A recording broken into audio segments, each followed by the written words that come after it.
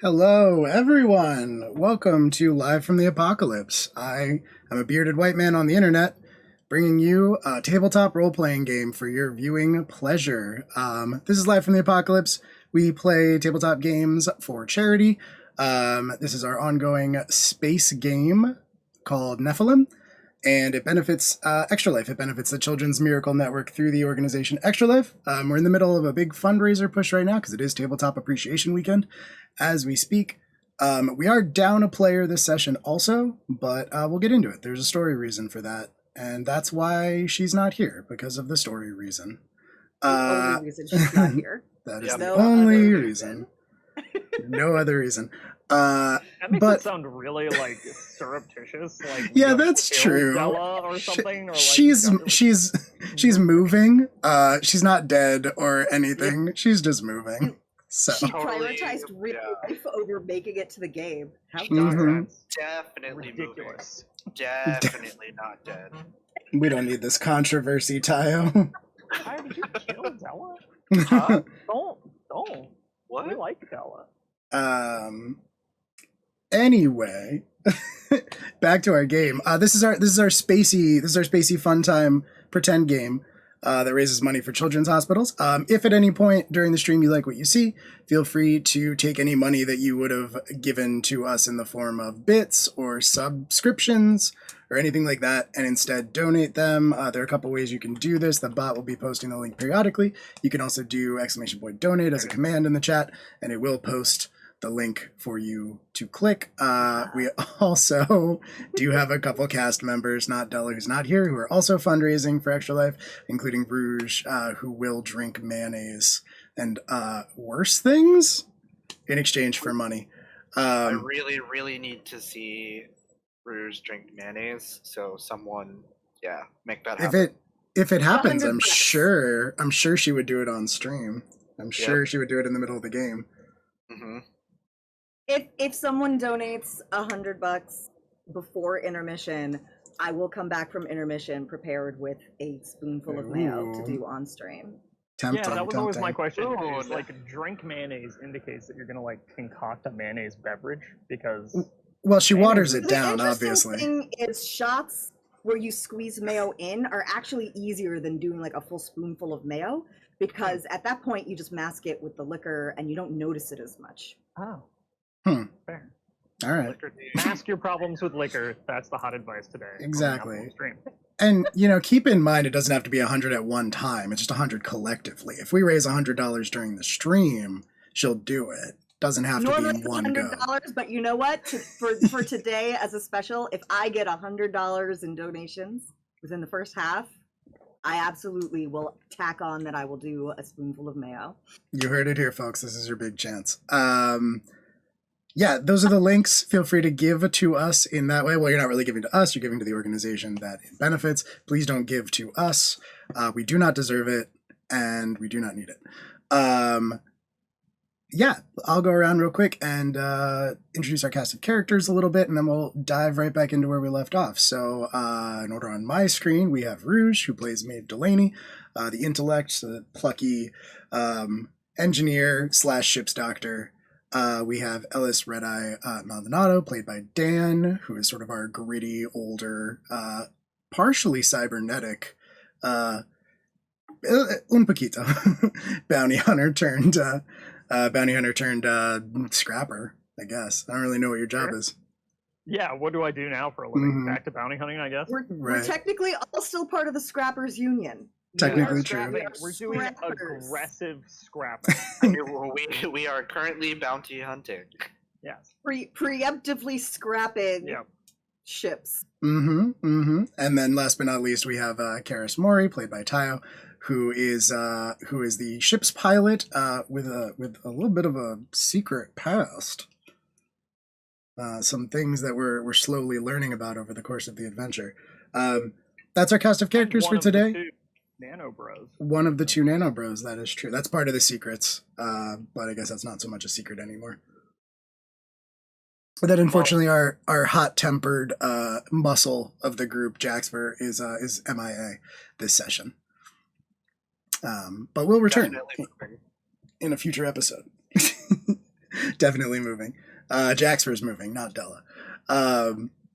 Yeah, anyway, with that said, we'll dive right back into where we left off in our story, which was y'all were in the process of carrying out a heist on a medical ship transporting some experimental technology on behalf of Crucible Medical Corporation.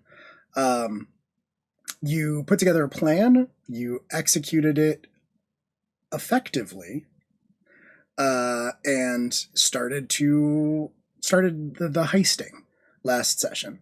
For the most part, it went pretty well. You trapped the ship in dry dock by stopping any traffic in or off of Mars, or at least in and out of Independence, Mars, the city you're in. You impersonated dockside workers. You infiltrated the ship. You knocked everyone unconscious, including one particular medical personnel member who seemed to recognize Jaxper.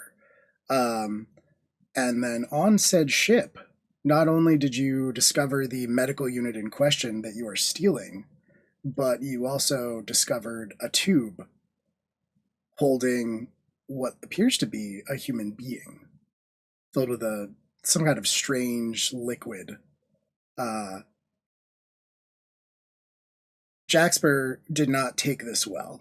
Also, there was an identification on the display unit next to that tube, which read Subject 257. Jaxper didn't take this well, kind of stormed out. Ellis followed shortly thereafter and did not see Jaxper from that point on, but as you left, you heard a noise kick in. And as you turned around to look back at the tube, you saw the liquid starting to drain out of it. And that's pretty much exactly where we left off. Seems good.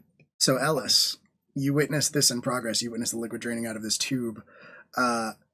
What do you do? You said we found the module, but I didn't know if we had found the module we were looking for yet. Technically true. There were 2 locations that you determined from the schematics where you figured it could be. So I know that the other location is the... Yeah. With the information you have available to you. Right, exactly. Well, I don't know how to retube a man. So I'm gonna... Jaxper's gone, right? As far as you can tell, you don't see him anywhere. Many places he could go. So I'm going to assume that he's hustled along to the other two, or the other unit. But yeah, if I remember correctly, we were also radioing to the other two, to Karis and Maeve, to try and figure out what was going on there. We're still packing, so we're like... Yeah, so I'm going to double time it to the other module. Okay. With the intent of catching up with Jaxper, because that's definitely where he is, right? What are you saying to? Because you guys have comms, we've established this over and over again. So what are you saying to Maven, or to Maven Karis rather? Yeah, I'm trying to remember because I think I said something last session. I'm trying to repeat it or make the same comment, because it was something like I was asking what was going on with how far along they were on the hack. Oh, right. Okay. But yeah, I suppose it would be all right, well, we found a man in a tube, and Jaxper got kind of pissed about that, and now there's a lot of fluid coming out of the tube. I think Jaxper's at the module, though, so we're working on that. Maybe accelerate your process. Mm-hmm. And as you are sending this, I'm doing that on the move, too, trying to So you're making for the staircase that you came up. As you are sending this, as you are communicating this, you hear from the floor that you are on you're not sure if it is a very loud crash or a very small explosion, but you hear a very loud noise. And as that happens, the tube, the liquid finishes draining out of the tube. And the tube itself, the glass of the tube starts to raise up and reveals what appears to be a very naked man, crouched like Terminator style, in the grated floor at the bottom of the tube. He looks up. His face is completely hairless. His skin is very fair, almost like chalk white, like it's never seen the sun. But his eyes are this piercing blue color. And they look directly at you. And we're going to cut to Maeve and Karis, one floor down, as they're investigating the data center. Y'all made it down here at the end of last session. There was, I believe, one personnel in this room whom you took care of. Did not kill, but did knock unconscious. And I think that was I think that took a comically long time, if I remember correctly. There was a lot of arguing about the kill versus knockout path. And you may have fully assumed your big wrench waifu role, if I recall. Oh yeah. Yeah, finally used the big wrench. So yeah, you big wrench on the person when we were getting into the ship. Oh, maybe that's what I'm thinking of. All good, all good. But yeah, you are. Last session, I went big wrench waifu. Right. Exactly. So yeah, you are at the systems and you can access them. Do you remember what information you were hoping to locate? Obviously, you were trying to find. Obviously, you're trying to find the location of the unit, but Karis also possibly has his own reason for being at this terminal. But I wouldn't know anything about that. Me? No. Karis? Doing something shady that the rest of the group doesn't know about? Never. Yeah. Impossible. I've definitely not been getting away with this the entire time. For sure. As we're messing around with the module on our single keyboard shtick, with like a combination minority report control, I would like to find a port I can hook my handheld into, and I guess just like mass data dump all of it into my handheld, and I'll parse through it later. Okay. Are you trying to are you trying to conceal this from Maeve? Because I will remind you, out of everyone on the crew, Maeve is really the only person who is good with computers or technology. So if anybody were to be able to tell what you are doing, it would be Maeve. Okay. No, I don't think I'm going to be sneaky about it. I'm going to just do it. And reason being, Maeve, I'm just going to make an extra copy of this in case we can't get everything that we need to get out of here. At the very least, we can walk away with this data. This is our backup plan. I mean, I guess that could help, but like, you heard Ellis, like, I feel like speed is kind of more what we should be doing instead of like redundant backups right now. Well, I mean, even the what's his name who gave us the job? Bouchard, Dr. Bouchard. Dr. Bouchard even mentioned if we can't get the actual module, we at least need to bring the data back. So that is true. You were offered 2 rates, one for bringing the whole unit, one for just bringing the data and the schematics. So if all of this goes to hell in a handbasket, at the very least, we have this, and we get paid for something. Right. Fair. After all this, it would really suck if we walked away with nothing. Yeah, absolutely.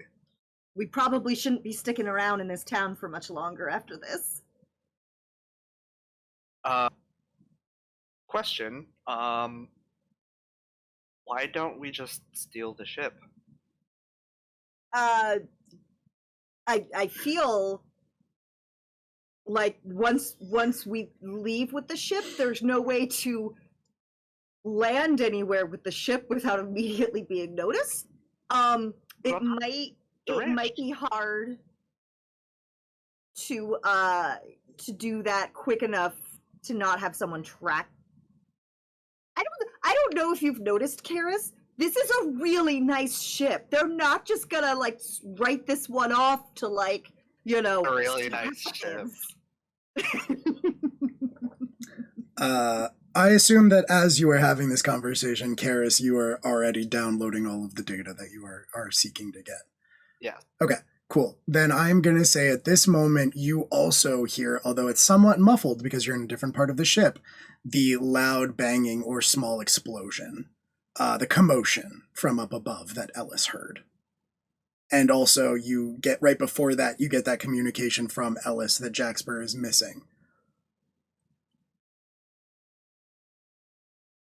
I drop what I'm doing. I'm running straight up to find Okay. Jaxper and Ellis. And keep in mind, with your comms, you can communicate in real time with each other. Okay. So is the data download still going, I guess? Mm-hmm. Yep. It's still going. It's in progress. I'm going to stay with the data and just like say something, be like, what is happening up there? Okay. Ellis, do you have an answer for Maeve?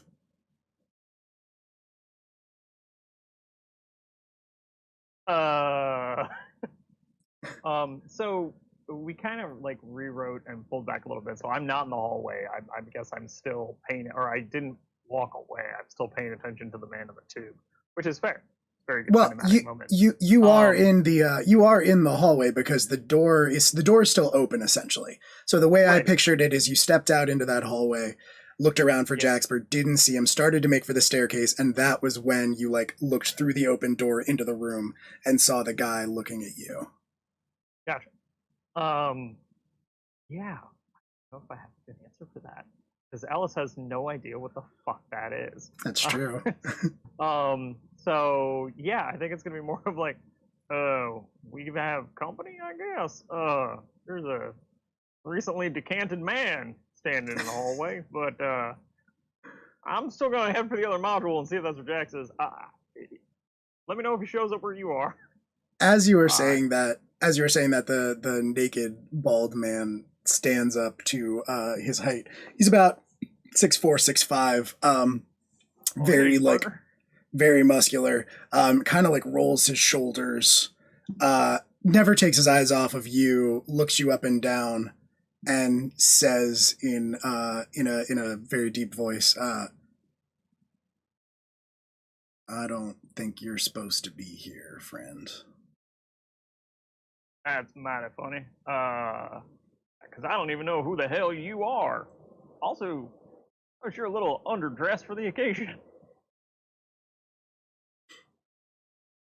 Looks around, sees the passed out medical personnel, the unconscious medical personnel that's on the ground in the lab room. And because you did drag a body or two in here, if I recall correctly. Yeah, you sure did. I mean, I'm wearing spaceport attire, but yeah. You sure are. Sure are. Yeah, he looks down, kind of like starts to talk to you, but as he does so, he walks over towards one of the walls that's sort of lined with just kind of lined with like pipes and ship's equipment. They run throughout the ship. Although I think in a ship this nice, whereas in Nephilim they're sort of exposed. They're just kind of like pipes and wires very and things. Industrial. Yeah. Exactly. This ship there's paneling over it, so he kind of just walks over towards one of the walls, very casually, kind of taking his time. And as he does so, he says, "Now, if I didn't know any better, I might look at a situation like this and think you might be trying to rob this here ship." Well, I don't know where you came to that conclusion, sir. I'm but humble station personnel who has happened upon an emergency situation. Also, you just came out of a tube, so if anyone is a little unusual and possibly discombobulated, I imagine it's you. What the hell is that?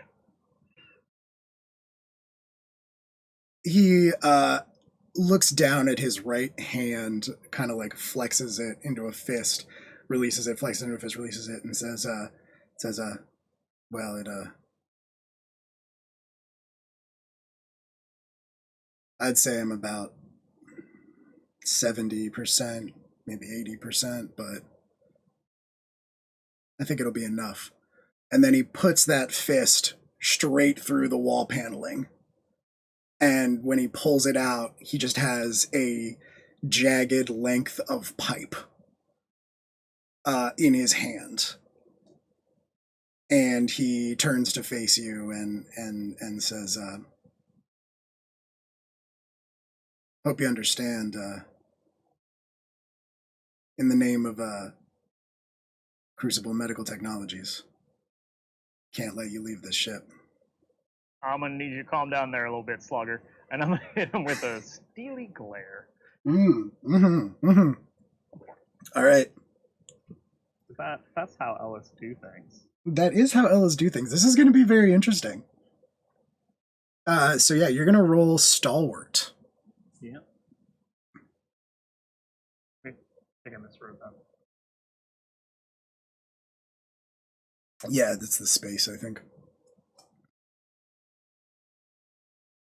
There it is. Yep. All right, that's a 9. So they choose he gets to one. pick one. Yeah.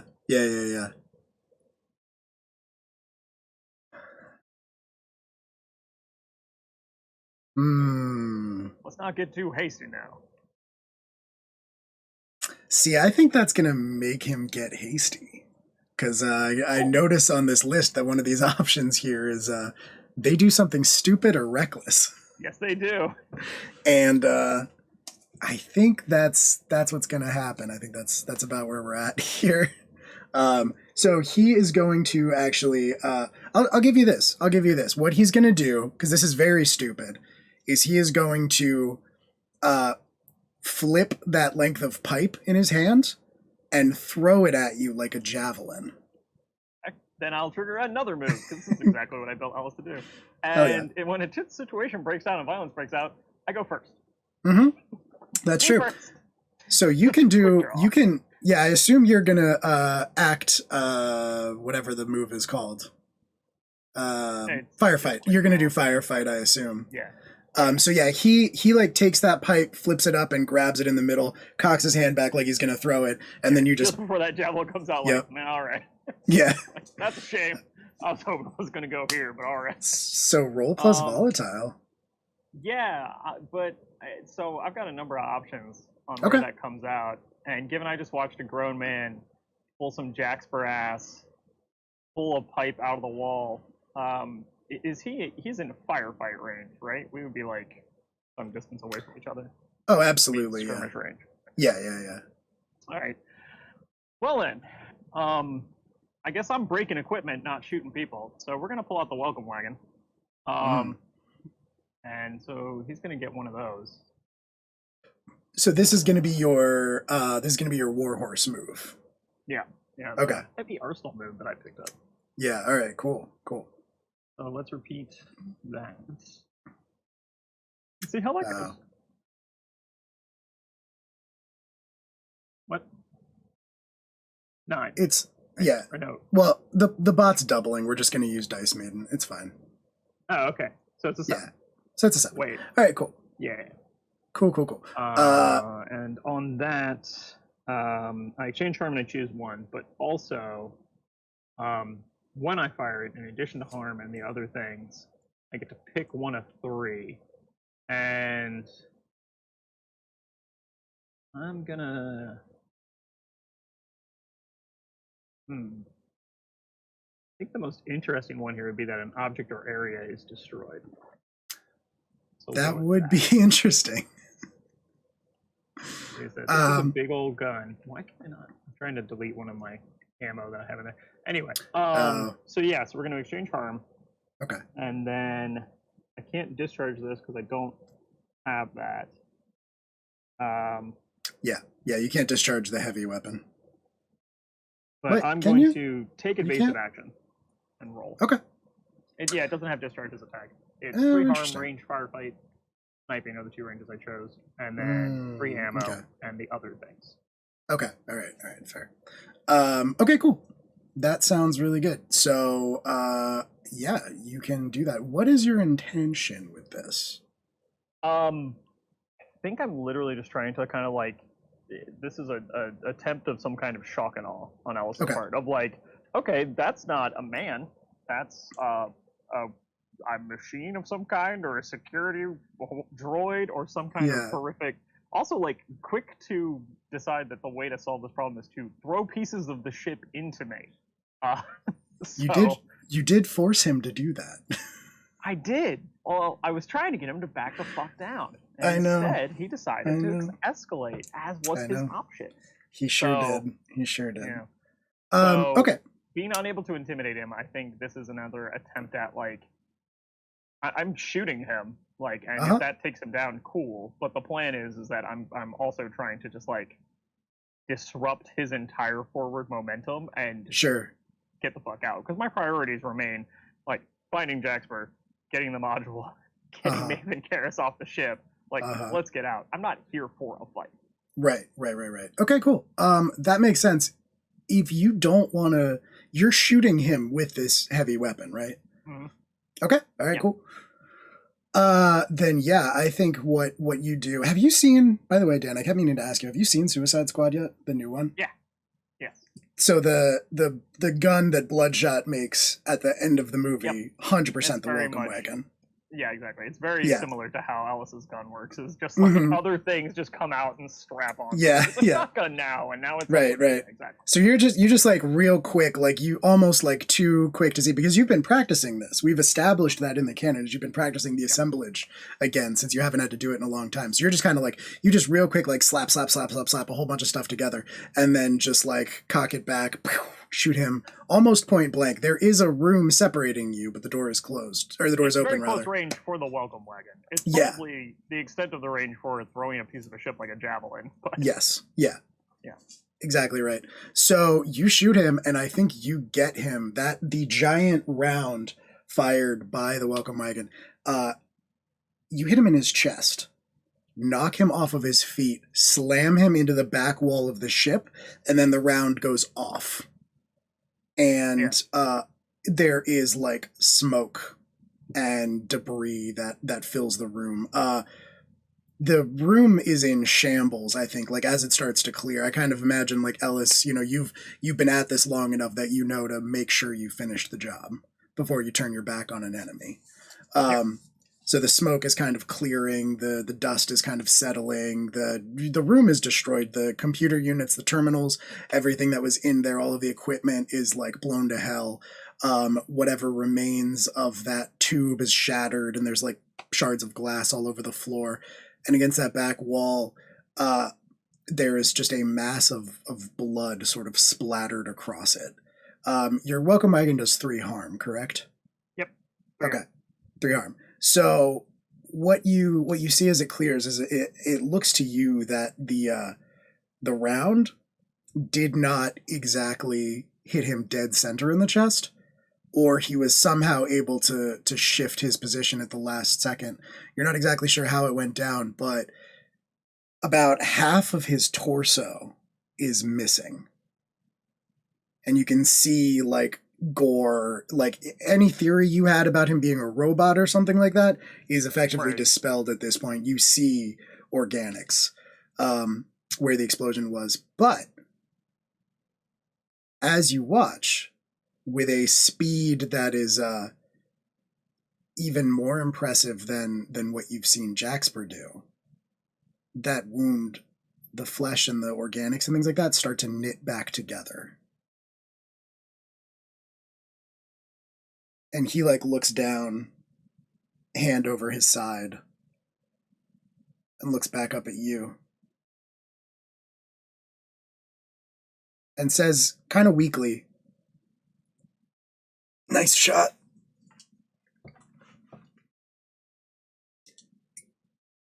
Alarm. CERN, alarm. And I'll say this. I'll say this. His head like drops forward. He appears to be unconscious. Oh, good. Okay. Yeah, I think that's just going to become a quick scramble on the message.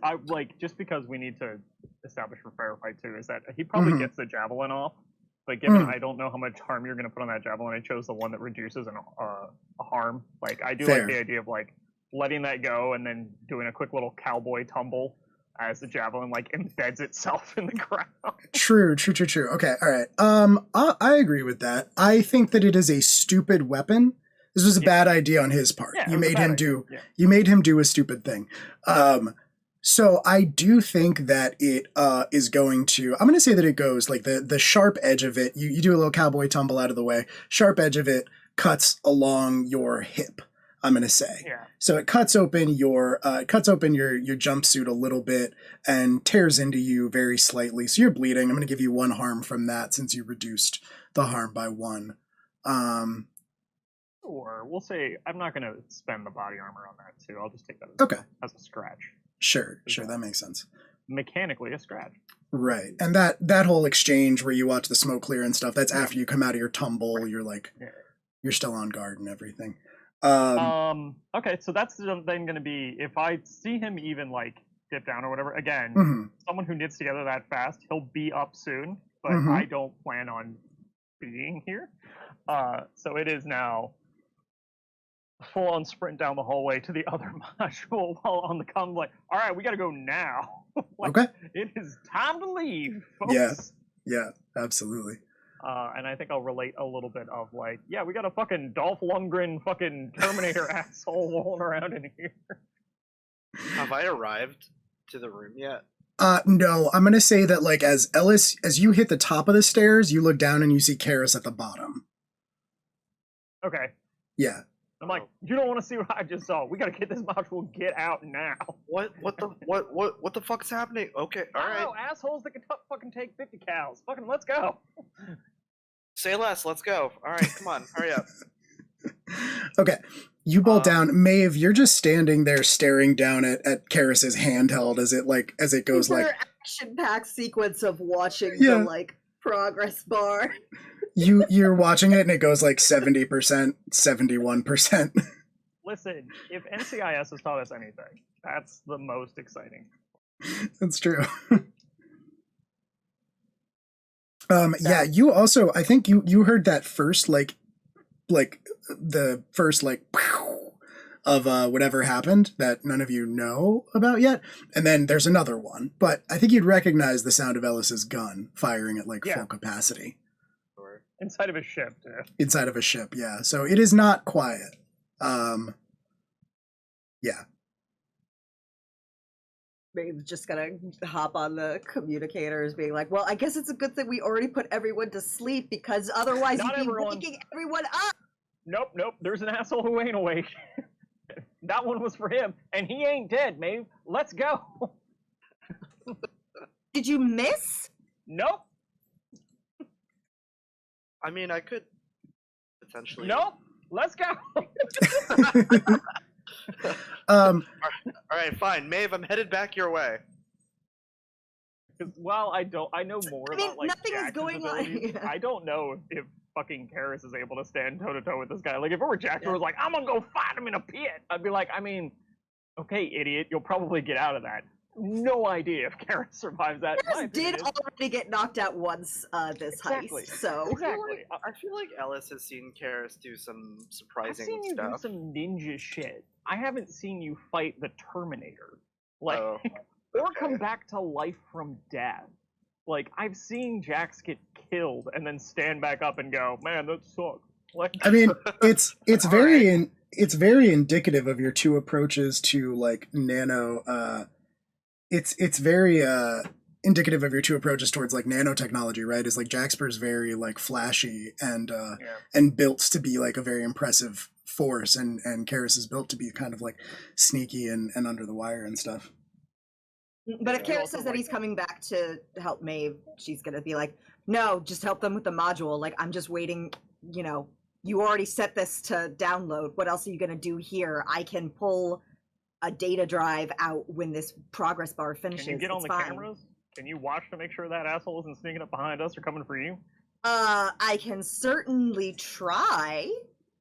I guess it depends on how much security is still in place. Give it a shot. You don't want to meet him. I'm trying so hard to not do all this shit in front of you guys. I mean, you might have to. We'll see how things shake out here. So yeah, you've got the you've got this like the download's still going, and I'm gonna say that you like reach the I'm gonna say that like Ellis and Karis reach the terminal room, reach the data center and of the ship, and the like Maeve, you are looking at the handheld and you're at like 75. Are there like doors on the way to the data center that I could jam? Well, on the way to the other module, right? Yeah, So they're you and I are going to the other module. right. Are There you might trying be. to throw up barriers between where you guys are and me in case there's people who would head my way, or are you trying to throw up barriers between that thing and y'all? The latter. I think the second Okay. one. Yeah, there are. If you can get to a terminal, essentially, if you can access the systems, there might be a way. Like there are normally subsystems in case like there's a breach of the ship, since it is a spaceship. There are normally subsystems that cut off parts of the ship from other parts of the ship in case like a vacuum suddenly gets created or anything like that. So if you can access like the systems directly, you might be able to do something like that. You're not 100% positive.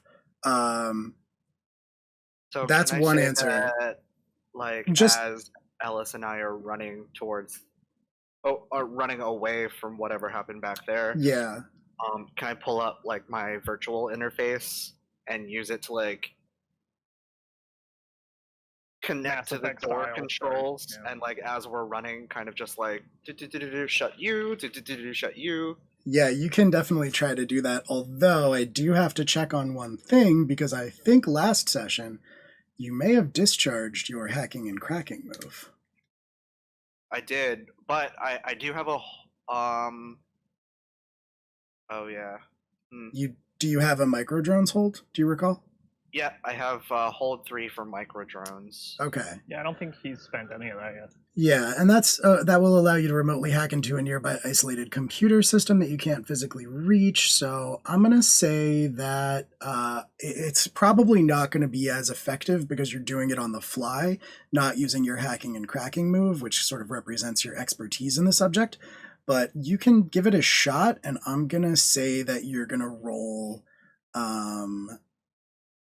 act quick since you are in a hurry. So that's going to be with Slick also, but the Good. effects will not be as robust as they would have been with hacking and cracking. 9. 9 is good. 9 is good. You do it, but you have to choose one. You're off balanced or rushed. You have disadvantage going forward. You've left something behind, and I will tell you what, or you're pushed to your limits with the effort and you suffer 1 stress. Oh, I'm clearly rushed, so I will take the disadvantage. All right. Nice. Okay, you have disadvantage going forward. So yeah, you do it. It's not pretty. And I'm going to say you can only do one thing, which is that you are going to cut off the second floor of this ship from the first floor of this ship. So essentially that entrance from the staircase, at the top of the staircase, a just like solid metal panel slides into place and effectively cuts the 2 floors off from one another. What I will say is that you blow out the servers in the process, and or the servos in the process rather, by forcing this. So that effectively puts an end to your thought of stealing the ship. That is no longer, plan F or whatever it was in your list of plans. Alternate plan. Yeah, plan Plans F within plans. plan F to pay respects. All Karis is just a series of nested Matryoshka dolls of planning. Exactly. The root class A personality, it just all unravels. Exactly. Yeah. So you do that. You cut off the first floor from the second floor. Just to remind everyone the way that the ship is laid out, so you have an idea of where you are. The ship is sort of an oval.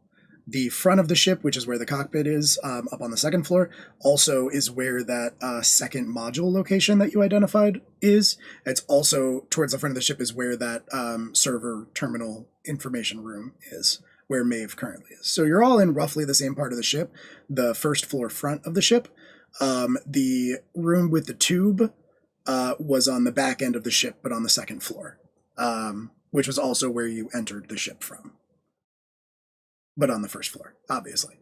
So yeah, that is roughly where you are. You're all in roughly the same part of the ship, and you've cut off the second floor from the first floor.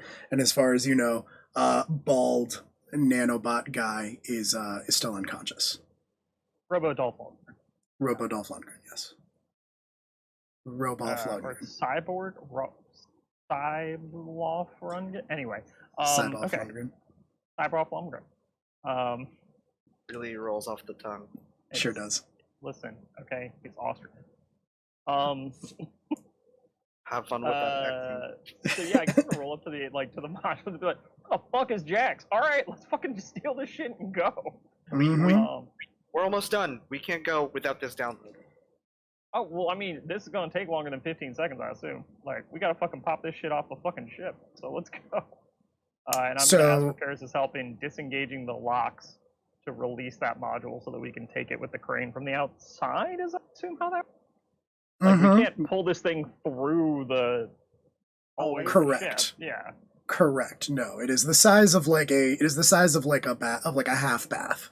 Yeah. Yeah. So we're disconnecting it so that we can then hook up the thing from the outside to grab it like a crane game. Exactly. Run away with it. Exactly. Well, who's operating the crane? I figured you've got. You're the We're gonna do that pilot. later. You're used That's to like outside. doing the weird control things. Yeah, I don't know. You're the pilot. Fuck. Pilot the crane. Oh boy. Okay. I could be wrong, but I think at one point we may have established that Ellis was the one who no, normally it is me, operated the that's grabby right. arms. Oh, Yeah, that's because right. I also have a fucking CDL. Yeah. Yeah. It's under a different name. Yeah. What's the name? Elvis. Bubba. That's Oh, it. I have a that's CDL right. under Elvis Manalo. That's right. Oh, I forgot. What was my nickname? Was it? I don't know. Was it Bubba? Was I You might Bubba? have been Bubba. Oh no, I think that was. That Jax? I don't know. Anyway, no. So I will be piloting the crane, presumably. But well, right now we're just trying to unhook it from the ship. So Jackson's name was like Phyllis or something. that's it. Yeah. That's right. Like So Candace or whatever. So the crane controls, remember that the landing pads on Independence Mars are basically pits. They're sunken pits that connect to like a tunnel system that then feed into the upper levels of like the dockyard via staircases. So the crane controls are actually up above the pit on that walkway for the purpose of loading and unloading goods. So Ellis, if you're going to operate this, you're going to have to get to the controls back up on the walkway. We have to do them both at the same time. I don't. For some reason, my thought process was that we unlock things inside first and then go outside and then just literally pull this thing out of the ship. So yeah, you can do that if you want to stick together. That would be a safer bet, but it would I be think that's faster to split up. Either way is totally fine. It's up to you. Yeah, I think I'm sticking together for now. Okay, Because, cool. like Kara said, if we get the data, that's at least whatever 30% of the payment, Mhm. and then all together we can go and like grab the module and True. Okay, cool. You can absolutely attempt that for Karis's role, because you are going to be the one who's trying to actively disengage the system. What do I want that to be? I mean, you are not doing great here. I'm not going to say that this is act quick. I'm going to say that this is keep your cool because you've been through a lot today. Yeah. And I will remind you that you have disadvantage on this from your virtual interfacing of the ship systems. So roll stalwart 3d6, take the 2 5. lowest. That's Mark gonna be Connect me. Mark and XV for sure. Yeah, Mark and XP. This unit, as you get to like the wall panel that normally would allow you to control stuff like this, because in this universe, as we've established, there are ship units that can be swapped in or out. There are certain slots sort of built into most spaceships as part of their manufacturing that allow you to swap in or out different units. So like an auto dock unit is one example, crew quarters is another example, like expanded cargo holds, things like that. In this case, the controls to disengage the unit are protected behind layers and layers of super advanced security. And you realize that you could probably get through them, but as exhausted as you are, as exhausted as your nanobots are, as like taxed as your systems are, it's going to take you a while to be able to get through them. It's going to cost time you don't have. Would it be helpful at all if I swiped one of the ship personnel's like key cards or something? You're pretty sure it wouldn't be, because this unit is not made to be removed by anyone. There's some mechanism in place that would release it, obviously, because it's going to a destination. You just don't know what it is, and it's definitely not just like a biometric scan or somebody's, ID card. Fuck. What's going on? What's the holdup? Can't we just kick this pig? Like, No, we can't. This pig is locked up. Pig's very locked up. Tied up. What the hell? Like, secured to the ship? Yeah, yeah. Can't we just rip her out? I mean, you could, but there's no guarantee it won't blow up. Well, that seems, problematic for selling it later on. Well, hell, what do you need? Lots and lots and lots of security codes. I have no idea where to even start with this. Unfortunately, the main thing you need is time. Also time. Great, the one resource we don't got. All right. Hey, Maeve, how's that fucking download going? Is the download going? It's going. It's going. You're not 81%? Yeah, I'll say 81%. That sounds good. Can I 81%. Hey, nice. The new sex number. Yeah. 11 past 69. Yeah. We've gone backwards down to 69. That would be not nice. So Oh! It jumps down to 69. It jumps down to 69, then to 420, then back to 81. Like, what's going on? Can I spend another charge of microdrones to watch the room with bald man in it? You can tune into that room. There are cameras all over the ship as part of their security systems, so you can tune into one that is in the hallway right outside, and you can see, actually, as you turn that camera on, him emerge from the room, almost fully recovered. You can see like the skin on his side is like not fully, like it's clearly being healed layer by layer, so it's still semi-translucent. It looks like maybe only one layer of the skin itself has actually been rebuilt, and so you can kind of see the outline of like the organs and everything inside as they're regrowing as well, but he doesn't have all of the layers of skin back yet. And like as you are watching, he comes out, steps out, shakes his head, looks around, sees the panel that you closed, and like kneels down and hooks his fingers into one edge of it and starts straining, as if, like, you don't know if he's trying to pull it back or just straight up rip it out of the ship, but he starts straining like he's doing it. And it's hard for you to gauge whether or not he can do it, but he clearly thinks he can. That shit ain't fucking natural. Ellis, who the fuck is that? I don't fucking know. I shot him with a goddamn ship gun and he stood back up. Why do you think we're in a rush?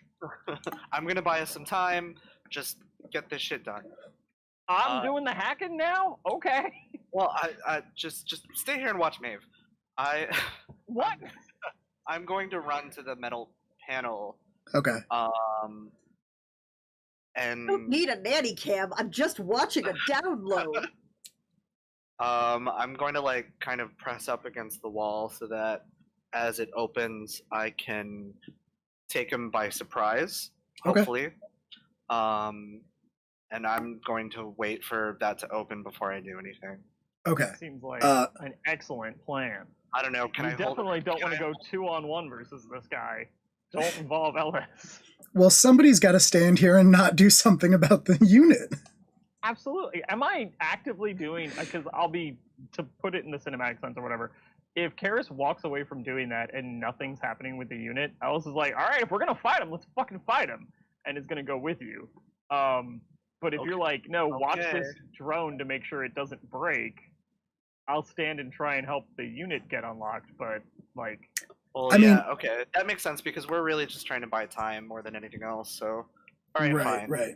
Now, to be clear, you are not like it's not like you left a drone behind to do the hacking process for you. Yeah, that's what I thought. You don't really have that as an option just because it's going to be such a time-consuming process. Like, you could do it, a drone could do it, but it's just going to take a really long time. So basically, the hacking option, because you failed that role, is not a practical one unless you are willing to like stay here and risk almost certainly getting caught. Yeah. Okay. So let's deal with this guy. Is that like?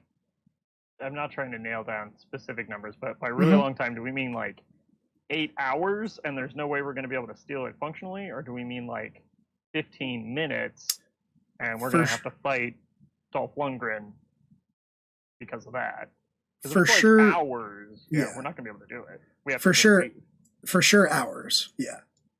Oh, then we got to go. Like, we can't. If that, that rule just came need down to to like, deal with the situation there long enough for us to finish downloading the data, and we're just getting data. Forget the unit. We're just trying to get the data and get out successfully. I mean, we can't. And maybe by Jack's. Because if we can't force a unit mechanically, then we can't. Yeah. Okay. You could try. You could absolutely try to just rip it out of the ship. It would come down to Ellis rolling. Okay. Well, that'll be our backup. All right. For now, though, let's all get back to Maeve and stare at the little progress bar. Maeve said she was going to try and like get into the computer systems to see what she could find out like from everything. So her priority is going to be to try to like maybe get cameras and like specifically maybe get a beat on Jaxper. Because no one's heard anything, no one's seen anything, but we don't definitively know what happened to Jaxper. Right. So she is going to be trying to like look up ship data to try and is there someone else moving around on the ship, like besides the known quantities? That is definitely worth looking into. So let's do this. Karis, you tell Ellis to stay behind. You go to the bottom of the staircase. Ellis looks at the control panel for the unit, kind of throws his hands up and says "fuck this," and then takes his gun and goes down towards the end of the hallway. Also, meanwhile, Maeve, you are going to try to get into the systems and try to figure out, like, while you're waiting here anywhere, might as well try to figure out what the fuck happened to Jaxper. Yeah, I can't do anything to speed up this process. I might as well try and figure out what's going on. Correct. I definitely also at least give the door a good swift kick to see if that shakes anything loose. Sure. You know. The door of the unit? Yeah. It doesn't. Your foot hurts a little bit. Hacking style. Yeah. Yeah. Well, that's how Ellis hacks things. Listen, when I kick my ship, it works better. Ellis pulls out a knife and tries to hack through the door. This is hacking. Okay, Maeve, I don't think you have a move for hacking specifically in the way that Karis does. I think this would just sort of fall under your technology. Yeah, I'm expertise in engineering technology devices. Yeah, which I think would definitely cover this. Well, I mean, there is programming, artificial intelligence, in cyberspace. Yeah, it's not the hacking like expertise that Karis has. Right. But if I'm not running into anything too arduous as far as the security system, I would at least know my way of how to like do, say, a basic scan of information. I think there is enough security that it is not I wouldn't call this like a basic accessing of technology. I don't think Maeve has really messed around with hacking through security systems before. No. So most of her experience is on the hardware, not the software. So you can try to get through it. I'm going to say your expertise does not apply, but you can roll let's say act quick. Okay. Because you are pressed for time still. So roll plus slick. Okay. That's going to be a 5. Yeah, I mean, you do advance, and you do get that XP, and you do advance. Congratulations. You also fail. You are close. I do. You are very close. I fail. I find I can't get anything out of this system. Not super. It's just like no. asking for a password, and I literally don't know what to do from here. I've Mhm, never tried mhm. to like access a computer system before Right. without knowing how. Yeah. Because normally at this point, if I couldn't get into the software, I would just take it apart and do like a hard reboot and like jailbreak the ship that Mhm. way, and that's not an option right now because I'm not trying to take this apart for parts. It's true. I literally don't know what to do at this point. Yeah. It would be there doing it if we weren't missing Jackspur and didn't need extra people who can fight to fight big balls. So I think Maeve is just gonna get on the communicator and be like, Jackspur, this isn't funny. Where the fuck did you go? And like see if he answers. Okay. Interesting. Because in theory, because we haven't found like, do we have like actual communicators we use, or is this like, I can't remember if we established like tech, if it's the sort of thing where it's like something subdermal, or if we like just use like No, so it's wearable communicators. It's your translator units. You all have the universal translator units that are basically just like, they go over your ears and they translate across any language barriers, but they also work as comm links effectively between you all. You're all keyed to each other as crew members, and so you have like channels that you can communicate over. We haven't found Jackspur's translator, so in theory, he's still wearing it and is just probably gone rogue and is doing something dumb, like throwing grenades and shit. In theory. As far as I know. You get on the communicator and you say that, you put out that sort of general call, and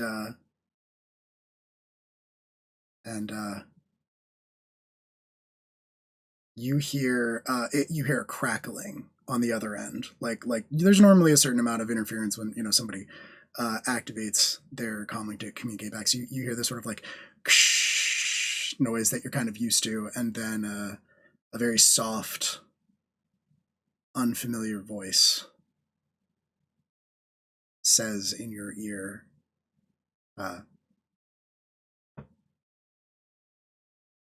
Jackspur's safe.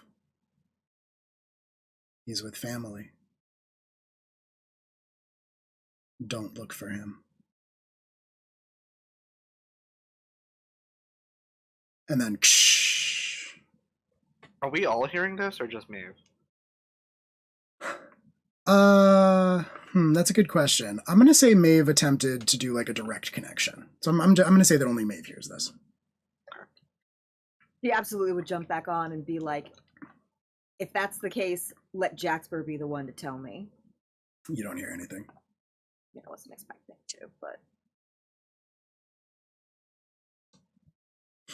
back in the back down the hallway at the bottom of the staircase, the metal plating, Ellis, right as you catch up with Karis, I don't know if you have your nano blade out or what, but as I assume you said you were getting ready for whatever happens now. So as you reach the bottom of the staircase, Ellis, you see the top of the metal panel at the top of the stairs start to slide back. There is a horrible screech of metal on metal as does so, because this is just brute forcing it against every mechanism that's holding it in place. This thing is meant to withstand the vacuum, right? So it is just slowly, inch by inch, peeling back. You see fingertips coming around as it clears to gain better purchase. What do you do, Karis or Ellis? Cool. Just because you said this detail, I'm taking advantage of it. I'm going to activate my nano blade and slice his fingers off. Okay. All right. Certainly a way to do things. That's true, and I think this is going to be an alpha strike. I think you have alpha strike on this. So that's plus calculating. Okay.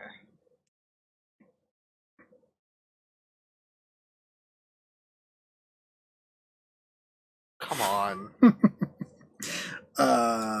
Your calculating is +1.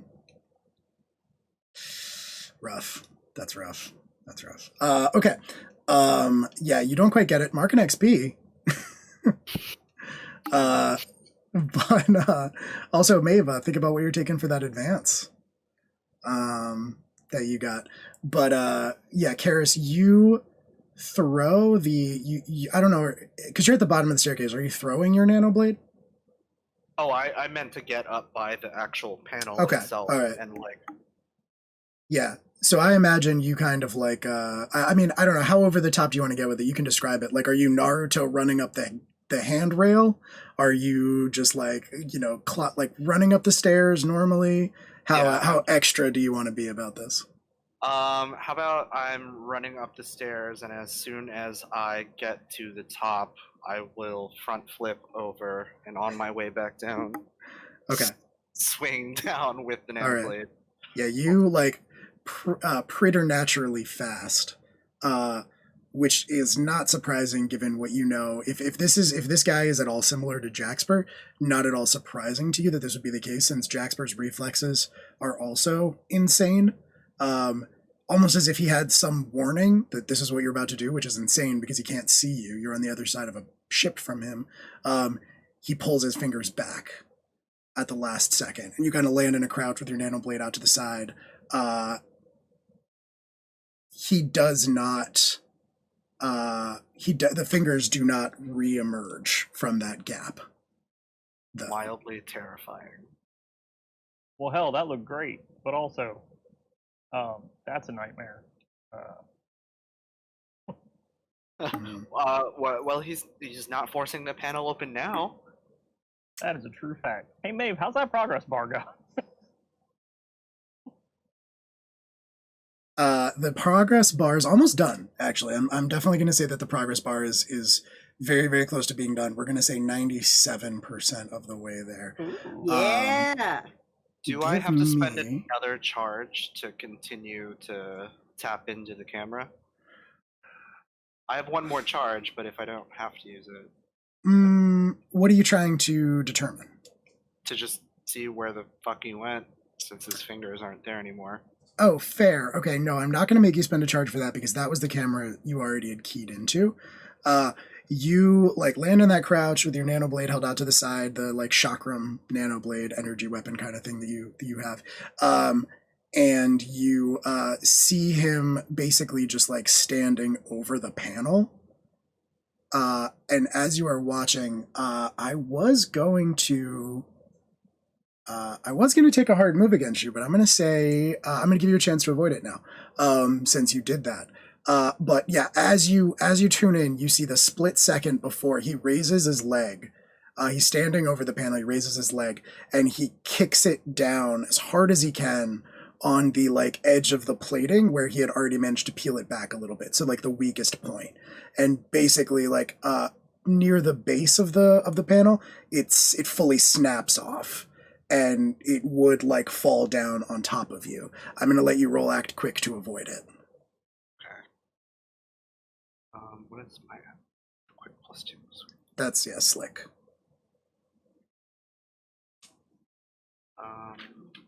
Come on, Dice Maiden. Dice Maiden says no. Dice Maiden's got it out for you. Jesus. Holy shit. Come on. That's like three fucking rolls in a row. Mark and XP. Really be level 6. Yeah. Not on anyone's side today. I'm slick +2. Yeah. Yeah, you are. So you get a split second. Yeah, you are. You get a split second of warning before this giant metal panel falls on top of you. I'm gonna say that you can like get low on the stairs. You are not crushed by it, but it does hit your body, and you are gonna take. I'm gonna say you're gonna take 2 harm. This would be very dangerous. I'm gonna take it down to somewhat dangerous. So you're going to take 2 harm from that metal panel. You manage to avoid most of it, get your body out of the way, but it does come down on your leg as you are scrambling out of the way, I think. So I'm going to give you 2 harm. We're going to compromise. I'm going to give you 2 harm, and I'm going to say that you are trapped. You will have to extricate your leg from underneath this heavy metal plate before you can do anything. As that happens, he drops down onto the top step. Onto the top step of the ladder? He doesn't drop all the way down? No, because it's not a ladder exactly, it's a staircase. Okay. Yeah, it's So when like he the kicked same that panel, it like fell down the stairs. Yeah, right, Like, exactly. So it's pang, pang, and like exactly, and that's where it like caught the very edge of Karis's like foot as Karis was diving out of the way. Gotcha. Yeah. Cool. Yep. So, Ellis, what do you do in response to that? You just saw that happen. I'm gonna ready a shot. Okay. Like I know he's coming down the stairs, so now it's okay. I can't save Karis from having I don't know, a ton of steel on his leg while this asshole is still around. So I'm going to like a thing though is I don't want it to be an alpha strike because I'm so terrible at that. That makes sense. I mean, you never like I wouldn't say you ever have to take an alpha strike. I think you always have the option of making it obvious. Like, you know, I picture that as the like, you know, the moment where the person says like, "Hey asshole," and then like fires when they look at him. Rather than like a shot from 20 feet Exactly. Yeah, because I know I don't want to get close to him. That's the other thing. Is that like I want this to be at firefight range. So if I was at the very bottom of the stairs, I'm actually gonna like take a quick hop back, maybe 5 or 10 feet, and then just like shoulder the weapon. Like I don't need to rack it. I'm sure. I don't need to give him that much warning. But like, okay, let's wait for somebody to step down across the bottom of the stairs. Yeah. Okay. Cool.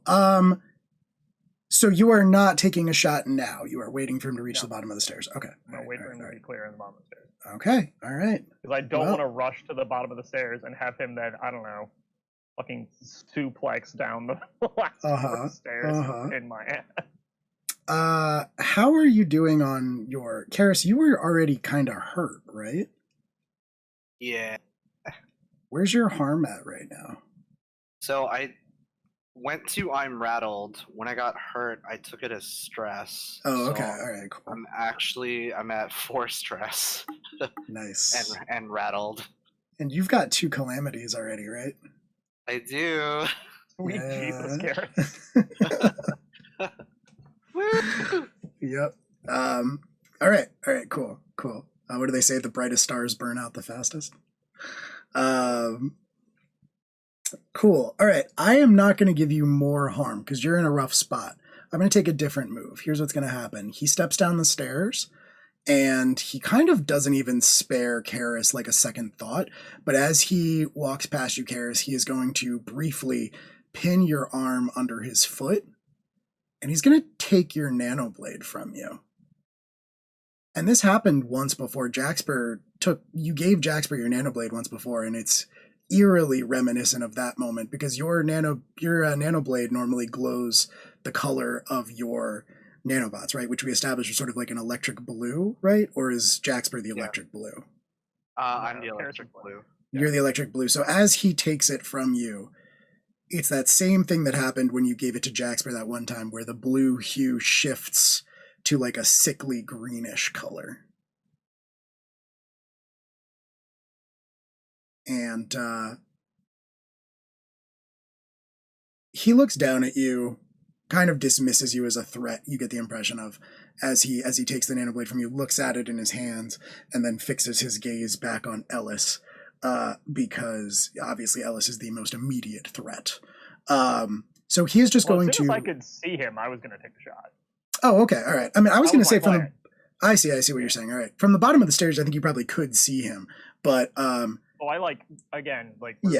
we're playing a little less theater of the mind, but I'm assuming it's like a staircase coming down into a hallway. Yeah, right? essentially. So rather than being at the bottom of the stairs, which is where I thought Karis was, I was stepping back down the hallway so that as soon as he gets to the bottom of the stairs, that's when I was going to take my firefight. Okay. I was going to use my nanoblade to cut myself out. Yeah, you were. All right, I'll get it back. Okay, so he walks down the stairs, dismisses Karis as a threat, walks down the stairs, and then like he hits the bottom of the hallway. You see him. I think for like you fire, I assume, and there's a second as he looks over at you. Yeah.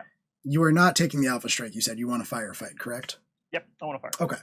All right. He's gonna get his chance. Yeah. Okay. Roll plus volatile. I get 0 on calculating. I get 2 on firefight, which is 11. Nice. Way better. That is way better. And because it's the only gun that I've pulled out so far, because the only other thing I have is a sledgehammer, and I wouldn't want to swatch to anything else. This guy is also, to my extent, like, he's a spaceship level threat. So I'm burning another welcome wagon charge. Okay. All right.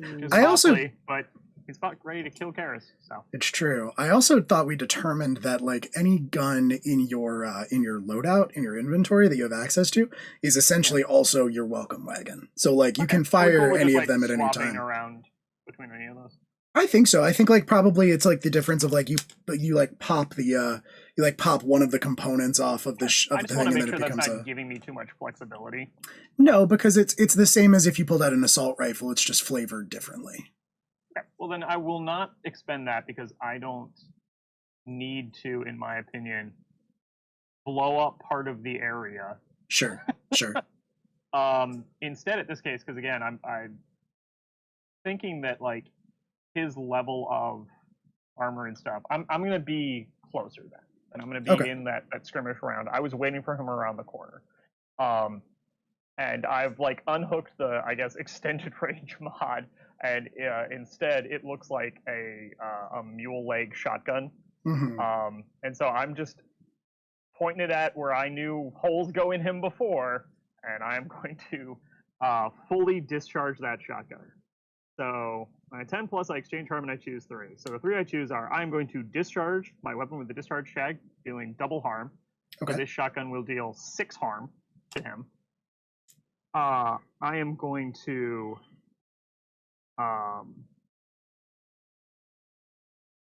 hold a position or halt in advance, and I am going to I'm down to take this harm. I don't care, but I'm gonna leave it up to you how you would describe this. But I want to force him, because I guess this is forcing him out of cover. But my idea is that I want to put him off balance and in a bad position. Like he came to the bottom of that hallway ready to have a fist fight with someone, and I want him to not reconsider that. Is that either he needs to retreat back up the stairs, or he's going to go back down the other direction down the hallway, because he basically turned the corner into 2 barrels of shotgun in his chest. Yes. And, okay. This wasn't the fight you wanted. True. First things first, mark off a gear slot just to represent the shotgun. Oh, you did. Yeah. Okay, cool. You're good for that then. Okay, and you are discharging your weapon to do double its harm. You are so because I did that, then hold on, let me do discharge for double the harm, disengage and take a recover, and then force enemy out of cover. However, like halt or force, whatever you want to call that, is that I'm trying to put him in a less advantageous position. Right. Okay, cool. And then I'll take that recover to recharge the shotgun. Yeah. And take the harm. Whatever harm he does back, I'll take it. Okay, all right. Here's my thought then. Here's my thought about all of that. So you're dealing 6 harm. Yeah. Also messy. It is certainly messy. Here's my thought then. You aim the shotgun component of the welcome wagon at his legs. Okay. At the lower half of his body. Yeah. And it is messy, so I'm not going to go into too much detail here. But I think there is not much left of his lower half when you do that. Yeah, because that makes sense. I would have gotten a good look at him before, and I'm like, bits come off you, and that does slow you down. Exactly. Okay, I know what bits to take off of someone to really slow them down. There's also possibly a darker implication here, which is that you may have considered how you would deal with Jaxper in a situation like this if you had to. It's a real Batman moment for Ellis of like, exactly. How do you kill someone who can't die? Well, I can't disable them. Yeah, like I don't know if I could kill him, but I can sure slow him down long enough to get away. Yeah. Yeah. So you enact that plan. You put that into action, and it works. He hits the ground. I mean, obviously his legs, such as they are, give out under him. It is loud and messy and gross. I don't think Karis is out of the quote unquote splash zone. And I think it again, you sort of blow him back against the wall where what is left of him sort of slides down and just lays there at the bottom, unmoving. Yeah, you don't know if this is a permanent solution. You don't know how long it's going to last exactly, but as that happens, as you hear that shotgun blast go off, Maeve, the download hits 100%. And you know, a little cartoon. A little cartoon Karis. You've got stolen mail. Exactly. A little cartoon Karis. Like pops up on screen over the download bar with like a thumbs up, and says "Yata." Yeah. I'm glad we were on the same page there. Gonna have to ask. Is he still conscious, or is he like? You can't tell. I mean, he doesn't appear to be conscious, but he didn't really appear to be conscious last time either. Right, until I'm trying he to get was Karis out from under that door. Okay, all right. So now I'm working with Karis to give him advantage to get out. Okay. Why are you muzzled? What the hell? I don't know. Okay, all right. I am gonna grab the blade. I know that's Karis's weapon. I don't understand how a fucking chakra works, but I'm like, this is a knife, and I'm going to take it from the scary robot man. Okay. Does it up when Ellis holds it? When Ellis holds it, I think it turns back into just a handle. Yeah, it switches off and becomes... turns off, and a little red light blinks to indicate no. Yeah, but you can give it back to Karis. You can hand it back to Karis. Yeah, okay. It makes that sound that the spin scooters make when you move them and you don't unlock it on the app. Exactly. Yeah. Yeah, exactly. Exactly. So for those of us who've never tried to do that before, what exactly does that sound like? To be clear, none of us have ever tried to do that before. We've just heard the sound. I've heard people talk about it. Yeah. We all always pay the scooter fee. For my fairness, the first time one did it to me was when I was trying to move the goddamn thing in front of my house. Yeah. I was like, this is in the way, and went to scoot it away. I kind of like, whoa. I kind of wish they would do like the Ed 209 voice or something like that, like a step back, citizen. Step back from the scooter. Step back. Unhand me. Exactly. Stand clear of the moving doors, please. So, Karis, when you take the handle to your chakram back, the blade reignites. The nanobots kick back in and start, moving, vibrating fast enough to create the nanoblade effect. And you are able to very quickly, you just make sort of 3 slashes, and you free yourself from the section of the panel that was on top of you, freeing yourself. I like the idea of Alice too, just hauling him out. Yeah. Yeah. What's going on, I guess, is when Maeve jumps back on the main communicator channel and just goes, "The download is finished. Are we getting the module or are we getting out?" We're gonna try and rip it out from the outside, but we got to get the fuck out of this ship. I don't think Dolph over there is gonna be down for long. Now, here's a question. Eyes on Jaxper? What's that?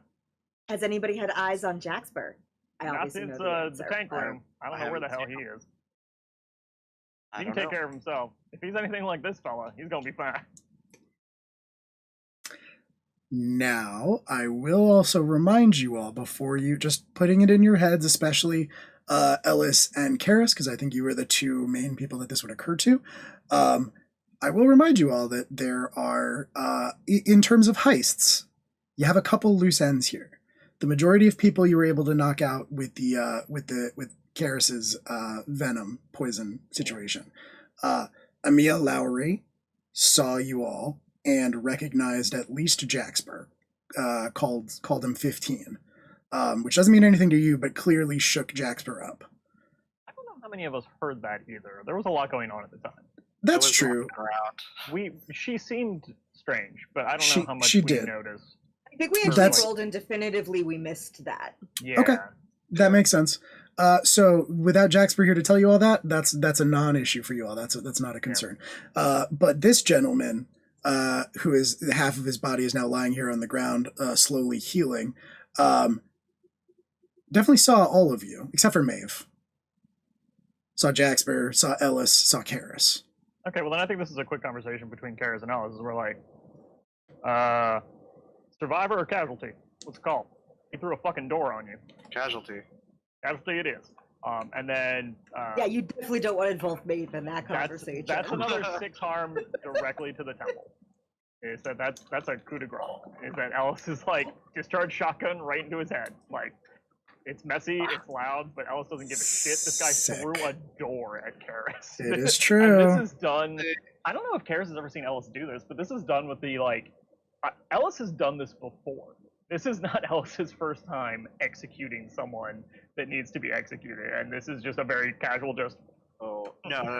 I want to help. Karis is going to stand up with his shotgun next to Ellis. Oh, so it's a full... Yeah, wait. Actually, I feel like we're like, Jesus. back to back. Yeah, I was going to say, I just blanked on the movie, the fucking, not Reservoir Dogs, fucking the Irish Brothers. Boondock Saints. Boondock Saints. It's a very Boondock Saints movement of both of us just... Yeah, we both discharge our shotguns into his face. I think for added fun, I'm going to say that, like, Maeve, you've got the device in your hands and you kind of, like, step out of the door into the hallway, like, to be like, hey, it's done, I got it. Right as you see that. Right as you see them just... because we're also, both of us are educated killers, and both of us saw this man survive things he shouldn't have.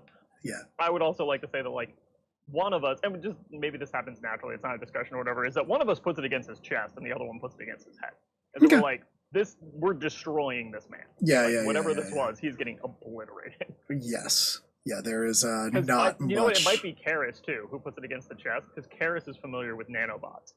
So Ellis might be like, oh, destroy the brain, you destroy the zombie, but Karis is like, well, wait, hold on. Kill it all. Yeah. So I will discharge for 6 harms. It's just standing there like... For 6 harms. So 12 harms. Yep, that's a lot of harms. Maeve, you've never seen this much blood before. You are not aware of how much the human body can hold.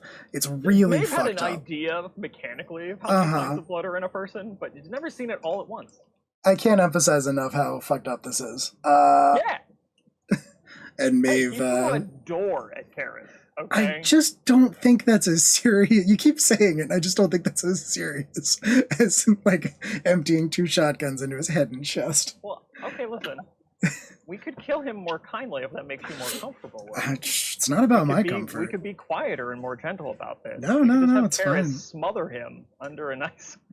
I mean, listen. No way the team cinnamon roll isn't going to be horrified by this. No, so, for sure. There's no like. I appreciate that as the hard move that comes back at us. Is that Karis and Ellis are both doing this not in the presence of the teenager, and then suddenly.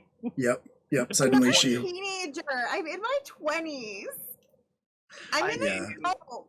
Like, if I absolutely have to, I could do it quietly, just a good old, like, get close and shh. Right, that's what I mean. Like, we could make this more quiet, but I think, again, this is one of these, like, I don't understand what stops this man. I thought he was going to go down with a nice chest shot from a 50 caliber gun. Well, and he stood back up and healed that damage. Yeah, this is an unnatural, unhuman thing to Ellis. This is not a human bounty that he's like collecting and like, I'll put him down and take his fingerprints or whatever. Like, what is this? I don't understand, and I'm scared. Yeah, it's not great. It's just not great. Okay, well that's enough time devoted talking about the specifics of this particular moment. Maeve, you see it happen. It's awful. And the splashback is gruesome, and Karis and Ellis are just, kind of both covered in blood and viscera. And you see that, you've got the data in your hands. Maeve, what do you do? They're standing there, and the last barrier to you leaving the ship is now neutralized with extreme prejudice.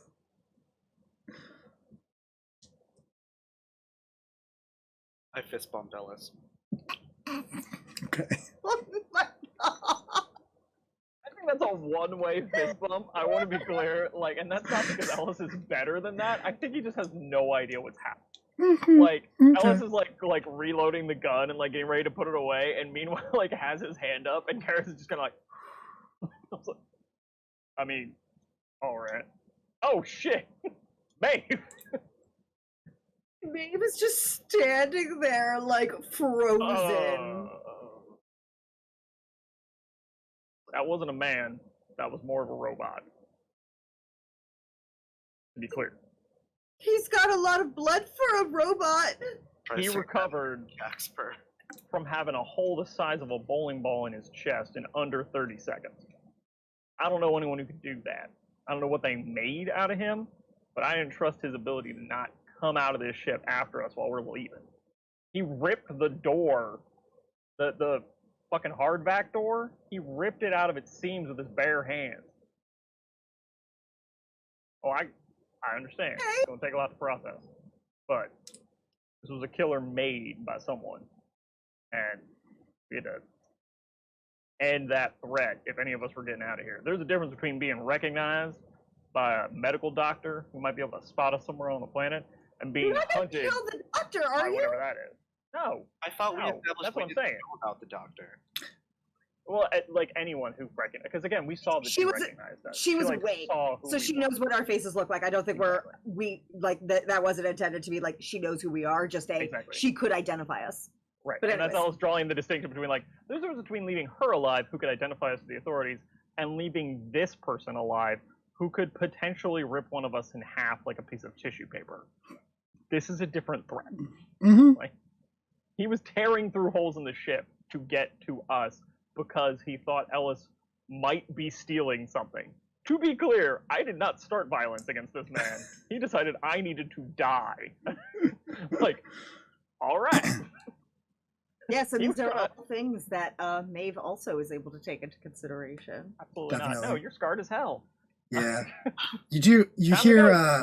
You hear your old friend Haywood's words, old man Haywood's words. You know, in your head as he's just flashback to him, kind of like setting his hand on your shoulder and says, you know, like just be careful out there. You know, I've been around a long time and I've met a lot of bad men. Hasn't warned Maeve at this point to avoid everyone that she's rolling with. Even fucking Ellis has warned me. Yeah, it's not wrong. It's true.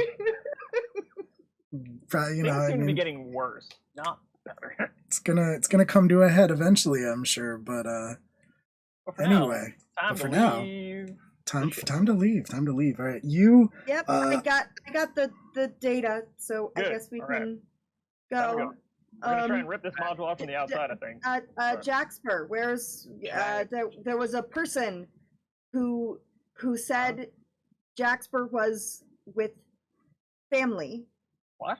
Jackford and doesn't have then family. the line went dead, and so Jaxper I think is with people, but I didn't hear Jaxper, and was there anyone else? Did you see anybody? Because it We was a ran into woman's voice. somebody It can't outside be of the this guy. module. This guy's not the one who had him. It was definitely a Right. woman's voice. Well, and Jack So- disappeared before this guy came out. was not a woman's voice. It was a soft male voice. Sorry, my bad. You're I good. mean, regardless, You're Maeve is Voices. relating details in a. good. Yeah, we're gonna have to sort that out. But best I can tell, he's not on the ship, and he disappeared like a ghost. You were with him. How could you possibly? How could he disappear? How could he disappear without you? What were you doing instead I of don't keeping know. an eye on Jaxper? What? I was. He still disappeared. I literally looked at him as he walked around a corner. I turned around to look into the room with a giant tank with a man in it, and I turned back, and Jaxper was gone. We put everybody to sleep on the ship. So how could someone? I don't have answers to these questions, Maeve. How does someone stand back up after getting shot with an anti-ship weapon? How does somebody rip a door out that's meant to survive a vacuum? I don't know what this ship is capable of, and I'm starting to think that, Crucible is far more dangerous than any of us thought. I thought it was a medical company. Seems like they're making weapons and stealing people. Told you we should have took the ship. I don't think that helps. I think that makes us a bigger target. But we would then we'd have this guy with us instead of apparently bleeding out on the floor. So maybe we should just go and just you're right. We got to find Jax, but I don't know if we're going to find him on this ship. And the longer we wait around, the more people are going to show up to ask about this mess, and we don't have good answers. All right, let's what if they going. have him here? What if Jaxper is still here somewhere? Can I don't know how to hunt down someone on one of these ships, maybe. Harris, do you have any idea? Can we see if there's still people up and awake? Have either of you detected anyone else on the ship or gotten into its security system? I tried. I couldn't get into the system. That's not what I do. I'm going to go over back to the console and not really saying anything to anybody because I'm drenched in blood and tired and very hurt. I'll say this: you were in the. I assume you're going to check the cameras. Yes. You were in the. Well, I was just going to say you're in the system already, and you have one hold left of micro drones, if I remember correctly. So you can pop that to review and try to figure out what happened to Jaxper. I'm going to offer an alternative while Karis does that quietly, because Karis is doing that, like Tayo said, quietly, just walking over to a ship whenever it's over. All right, I got an idea. Maeve, what can you do in the next 5 minutes to keep this ship from leaving the planet? Can you blow a transmission, crack a catalytic converter, pop an axle, anything in 5 minutes that's going to take them a couple days to fix? We don't need to destroy the ship. We just need to keep it from being able to leave for a while. I mean, if you get me to the engine room, I can do all sorts of damage in 5 minutes, but I don't know what systems are here that I can do that sort of damage with. Could we get to the engine room and have Maeve put a potato in the exhaust system within 5 minutes and then get off the ship? Yeah, for sure. Right. I'm gonna say the back end of this hallway, by the staircase where the bottom of the staircase is, there's a door. I'm gonna say that leads back into the engine room of the ship, and you can get in with minimal issue. That's what Alice and Maeve are gonna do while Karis works. You're so ingrained in the ship at this point. It's totally fine for you to do that. Karis, you spend that last microdrone's hold, and you look back. You're checking angles from all over the ship around the time period that you've identified with Ellis's story that the Jaxper would have gone missing. And basically you see the moment where Jaxper ripped that stand out of the ground next to the tube and just kind of threw it and then stormed out of the room when Ellis said something about it. Which I've intentionally not mentioned to other people. Yeah. I don't know how many people Jaxper has told that he also is a crazy nano robot man. Right. I think Maeve knows, but I don't know that Ellis knows that. Karis definitely knows. I mean, last session, definitely. Everyone Jaxper knows now, but I don't think we all know that we all know. Probably not, no. We're all keeping each other's secrets, which is very honorable of us. Wholesome in a fucked up way. Yeah. Yeah, you look back on it. So what you see is Jaxper leave that room with the tube and the machines on the walls. Jaxper storms out, walks past a door. The door slides open and somebody grabs him. And from this angle you can see they as they grab him, they wrap their hand around him and slap something dead center on his forehead, and his body just goes limp. Shuts down. They then this all happens really, really fast, so they drag Jaxper back into the room, and the panel slides shut. A split second later, you see Ellis come out of the hallway and do the John Travolta in Pulp Fiction, walks out and is that thing, and then all the chaos starts because the fluid drains out of the tube and the naked bald man comes out and stuff like that. But switching angles into that room itself, you can see this figure that is kind of dragging Jaxper back. Actually, they just kind of throw Jaxper over their shoulder like he weighs absolutely nothing, but they are wearing basically a hooded sweatshirt. They do have a hood up. You can't really see their features or what they look like. And they basically just stride purposefully towards the outer wall of the room, the one that is basically this ship, and detonate something on the wall. This would explain that first loud bang or small explosion that you all heard before any of the actual chaos started. And then they just straight up jump out through that hole, carrying Jaxper. Boy. I will pull that footage up on my handheld and show the rest of the group. In the engine room, you show it to us in a minute, because we... Oh, yeah. Yeah. Okay. We left to go actually, create chaos. While you guys are putting potatoes in tailpipes, I would like to scoop up a little bit of Bald Man's blood. Okay. Right. I realize this is both practical, but it's also extremely... It's squeaky. Yeah, it's squicky. Sorry. This is all very squicky. I am, well, specifically so I can get access to his nanobots. Right. Mm-hmm. I get it. Okay, cool. It's not about blood. Exactly. Yeah. All right, you do that. You have some of his blood now, and Maeve and Ellis, you are in the engine room. Maeve, are you just hitting things with your wrench, or are you trying to be more precise, or what's the game plan here? We just need a couple days. I think Maeve walks in, and at first she just like is like sort of half-heartedly hitting things, and I think she sort of breaks at some point and just starts. Yeah. I like that too, because like at first Alice is just like standing in the doorway, like waiting, like, all right, you know, let her do her work. And I like the idea of you just getting progressively more and more unhinged until like, all right, like, grab him and be like, that's good, you did good. That's enough slices! Does Ellis realize, like, is there a moment, does Ellis realize the, like, toll that being subjected to all of this is taking on Maeve? I think more so than maybe Maeve does. Like, Alice has been trying to shield her to some extent, but also, like, hold back the whole, like, I'm, you know, was a paid killer for a long time. They've been running together for years. He knows how much of a, like, an innocent she is. Yeah, so I think he's been trying to for a while, and this was a big slip of, oh no, I killed that guy in a messy way because I needed to, because I wasn't going to trust, slitting his throat.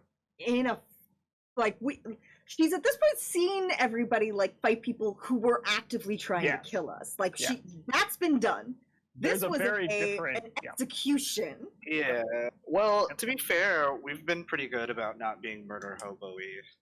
Well, and I wouldn't say that this is not in front of you. Murder hobos. Like, you just haven't done it in front of Maeve yet. Exactly. Is that like this was the first big like super violence that Maeve has seen? So yeah, I have actively been trying to keep Maeve out of that stuff, and I'm like, well, really sad that this fucking heist went this way because it was supposed to be just kind of a smash and grab and knock a bunch of people unconscious.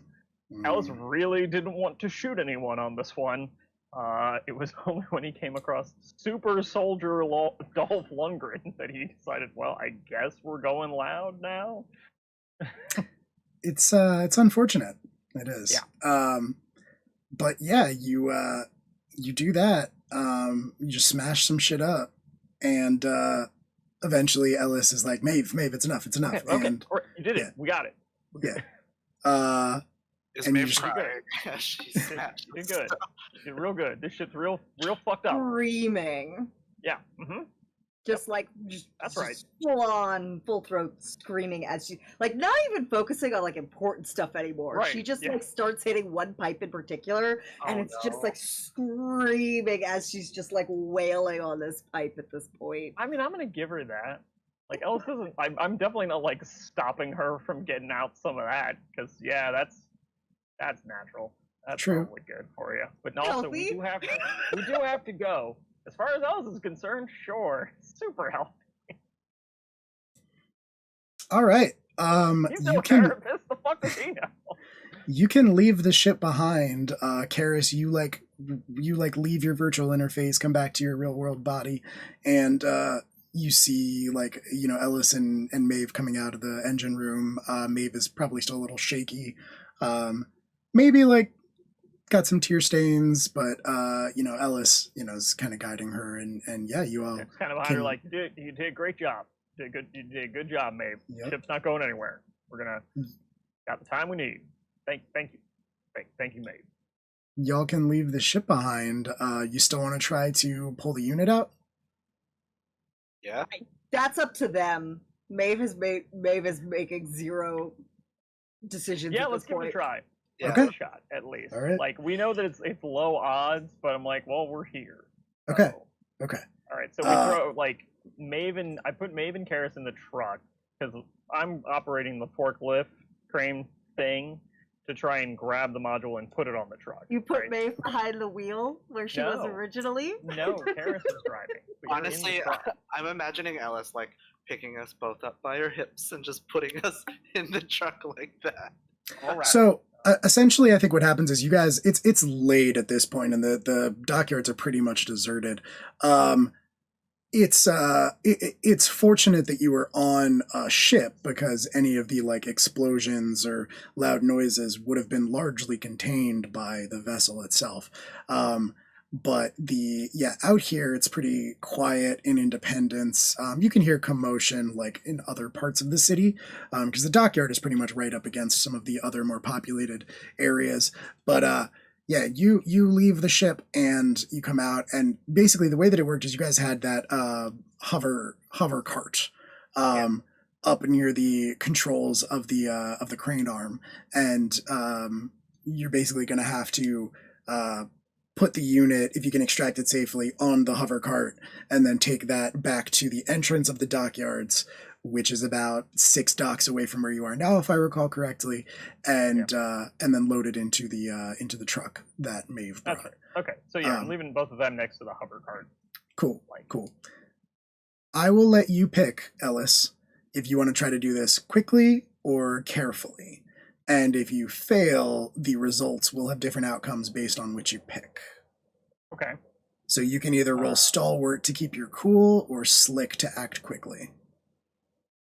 I'm gonna go for carefully. If we get out of the ship and there's no one there, if there had already been security forces there, I'd be like, let's cut them. Mm-hmm. But having handled what was, I think, the 2 biggest threats being active personnel on the ship, and then when he came online, Tube Man. Mm-hmm. I'm not immediately worried about dock police. Okay. So All right. I'm gonna take a minute, and this isn't me just trying to lean into character thing, but also mechanical advantage. But it is literally okay, everybody slow down a minute. Right. We don't need to do this at breakneck speed anymore. Let's take a minute. Now, I will remind you all that if you're going to keep those dock worker uniforms on, they're messy now. They are bloody. Oh yeah, I'll strip that off. I don't give a shit. Maeve's is clean. Maeve's is Yes, clean. it is. That is true. I take my dock worker onesie to reveal my space onesie. Yep. All shiny Okay, cool. and latexy. You did not escape unscathed. You clean yourselves up as best as you can, but without access to facilities, it's still in your hair. Some of it is still on your face, but that's an 11 for keep your cool. That's very good. You do it with minimal cost. Ellis So just takes it to the waist. It's Okay. like a Coveralls. what's it called? A speed suit, right? It's like coveralls. Yeah. So I'm just Mhm. again, any standard suit that he's done that with is he just unzips it to the waist and ties the Right. arms behind him and is all right. Right. Because I'm also scratched. I'm bleeding a little myself. Yeah, true. A fucking pipe javelin. Yeah. I'm probably limping, and Yeah, you're messed up. I'm pretty fucked You up, actually. are all very messed up. You're very lucky, Karis. You test your ankle after you stand up and it's not broken, which you were worried I'm about. only messed up mentally, so I look fine. Listen, mental scars are just as real as any of So you're doing great. Yeah. Listen, you support Karis physically, and Karis will support you mentally because he's great at that. Definitely. Is he? That's Karis, a real caretaker. Empathetic, thoughtful. Uh-huh. Works So, through his feelings. so Ellis, you get your hands on the controls. It's actually very similar to the grappler arms on the Nephilim, and it's probably actually cannibalized from Scrapper ships. So all the same gear, right? Forklift exactly. and forklift. Yep, you're very familiar with it, so you are able to very carefully, as you have so often before, maneuver it into place. Like bring the arms together around the specific section of the ship that you were trying to extract, and then just like you ease it out. There is a noise, a sustained noise, because you are doing this carefully as the ship, the locks that hold it in place protest. We just Loudly break it free of the ship, basically. Exactly. So there is a noise as those holds snap and bend and eventually break, and then you are able to bring it out. Before you know it, you have it clear, and you set it down on the. Shit, I need to put another quarter in. Hold on. Yeah, right. Yeah, you got lucky. This was like the 100th try, and the arms actually worked. Exactly. Oh, hey, we get the full motion. Cool. So yeah, you have it. You load it up onto that hover cart, and now you just have to casually make your way through the dockyard to where you left the truck. That also leaves a hole on the outside of the ship. And then can we see from having I don't know how much of a circle around the ship we made, do we see the other blowhole in the ship? I'm going to say yes. Yeah, you can see that. So that's worth pointing out. I was like, what the hell caused that? That wasn't us. Dave, we didn't blow any other holes in the ship, did we? I don't know. Did you? No. Karis, are you filling them in, or are you keeping that information to yourself? Oh, that's right. I will pull up my handheld. Okay. Play the video. Yeah, we'll all watch that. All right. So Jax is not on the ship. Okay. Well, then let's resolve this so we're not rolling around with stolen goods. And then time to find ourselves an Nano Pro. So yeah, floaty cart back to the ship. Yeah, that ship's not going anywhere for a while now. Yeah. It's been naved and grenaded That's true. had its second bathroom ripped out. You make your way through the dockyards back to where you left the truck at the entrance. You actually haven't been gone for that long. This all happened pretty quickly. It's probably been less than an hour all told. You might be coming up on an hour given the whole thing, but it hasn't been much longer than that. So you walk along. That was the plan. Right. You walk along that wrought iron walkway that goes above all the pits. You can see the ships where they are docked and the empty one that Karis left open. You do walk past two other people in the coveralls of the dock workers. They're just sort of standing around smoking cigarettes. They just kind of nod at you as you walk past. They don't really spare you a second glance. You've managed to clean yourselves up well enough that they're not where'd you get all that blood, friend? It's transmission fluid. Don't worry about it, pal. Right. And then they just kind of let you go on your way. Don't really pay a second thought. But yeah, you get back to that big ass truck that you brought with you, more of a military convoy, and you use the cart to raise the unit up and slide it in.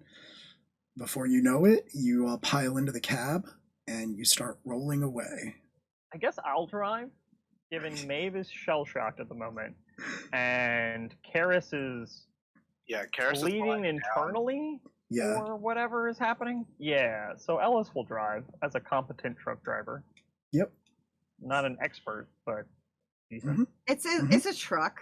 Every time you hit a pothole or something, Karis just groans and it just makes a whole bunch of noise back there. Sorry. Not a lot of public works here on Mars. That's true. Jesus. Maeve is giving care, technically. To make sure that Karis is not actively dying, but it's probably a little bit less active, empathetic than usual. Yeah, don't worry about your tactical pack or anything. Just Mhm. jamming needles into him. Yeah, just. Jeez, can we stop at a Jollibee on the way back? If only. Now, where are you taking this medical unit? We have a drop-off point, don't we? Don't we have somewhere we need to take it? I thought we established that. Am I I making that up? mean, I don't think you established one. I think it was basically just, like, get me the unit, and if you can't get me the unit, like, keep in mind, you were not hired by a criminal. Like, there was very little of this plan that was solidified. He basically said the people of this community could desperately use this technology. If you can't get me the technology, just get me the data, and I'll build it myself. Why don't we just bring it back to the Purple Parrot? That seems like a sounds good way good. to involve Gus. He's the Gus. reason we got this job. I don't want to torch the man. He's a small business owner. That's true. Probably already used to running shadowy deals out of his He bar. doesn't have like a I warehouse. mean, the to other store option a is to take medical it unit. to Haywood because it's a parts place. It definitely has a warehouse vibe to it. If we drive in, this He is is where the also- truck came from. We do need to ultimately get rid of the truck in some way, and frankly, it's a parts place. He is also holding the Nephilim components that you purchased from your last job so that you could repair fair. the ship. All right, so we'll take a moment before leaving to tarp the unit, just so it's not obvious what we're hauling. And I assume that's like we have tarp, whatever. Yeah, for sure. And then we'll take it back to Haywood because he also is the least likely to ask questions about what it is. Isn't he also who we borrowed the truck from? Mm-hmm. Yeah. Yeah. The So we'll vehicle return came the from his truck. place. Yeah. He deals in parts, so it wouldn't be out of the ordinary for a truck hauling something that looks like it came off a ship to show up at his place. Sure. So the plan is to return the truck, put the floaty cart with the module in our pile of goods that we're renting space from with him, Mm-hmm. and then go talk to the doc all tonight. Mm-hmm. Mm-hmm.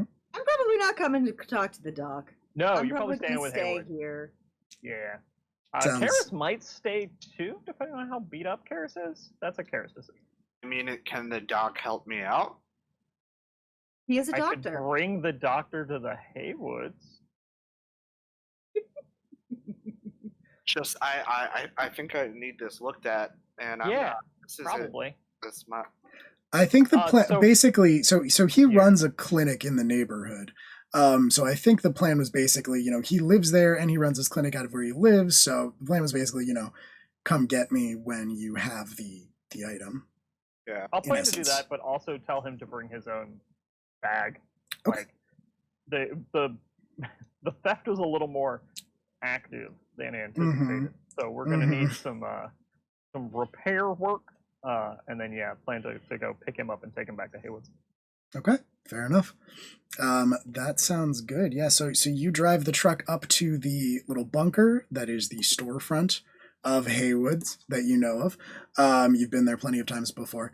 And yeah, you step into the entrance of the bunker. It is very, very late at night, so I actually don't think Haywood's here.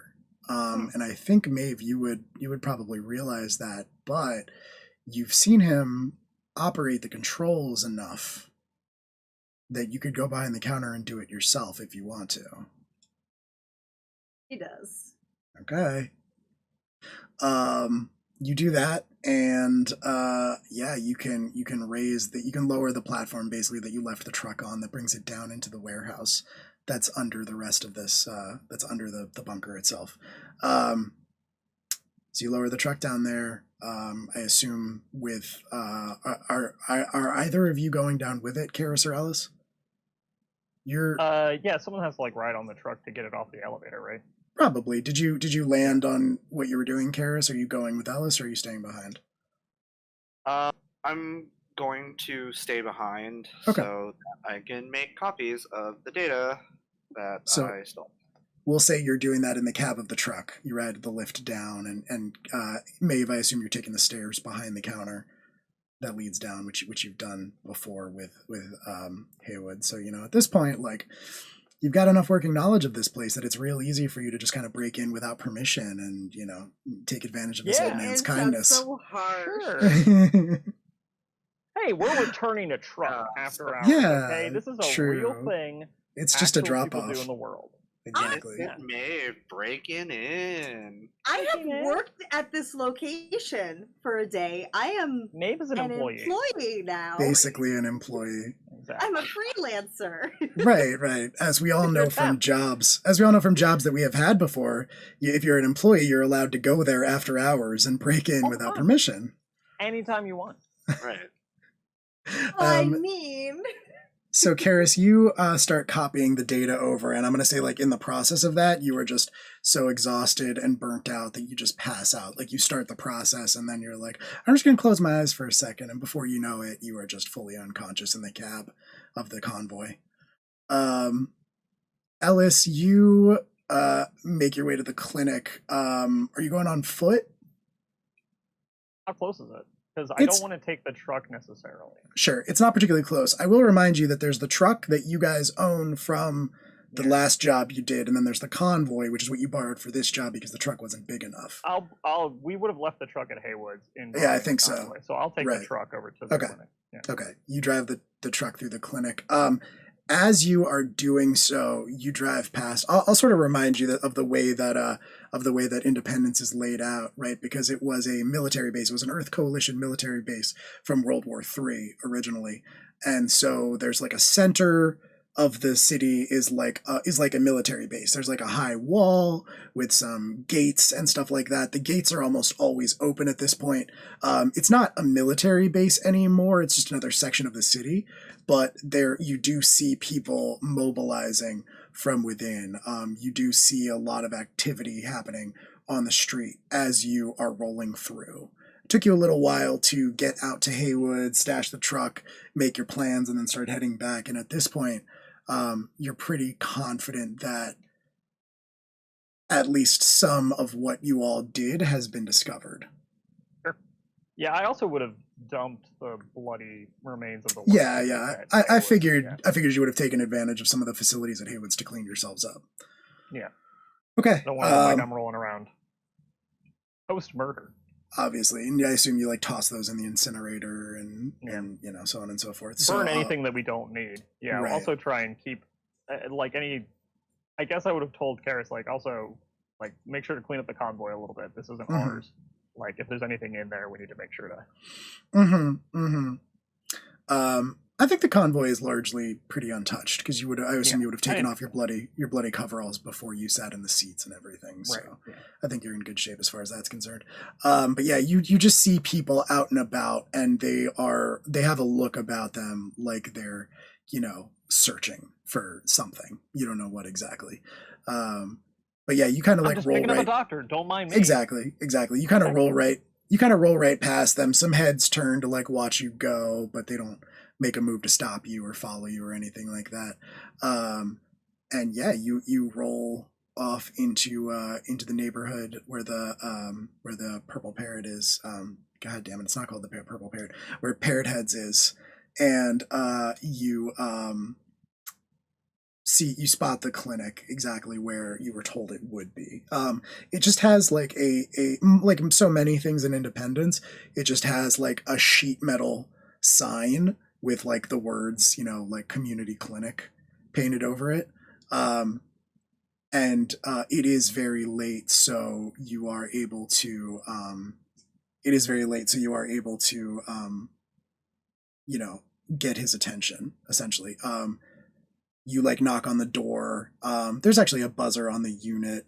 And yeah, you are able to rouse him. He comes out bleary-eyed and looks at you.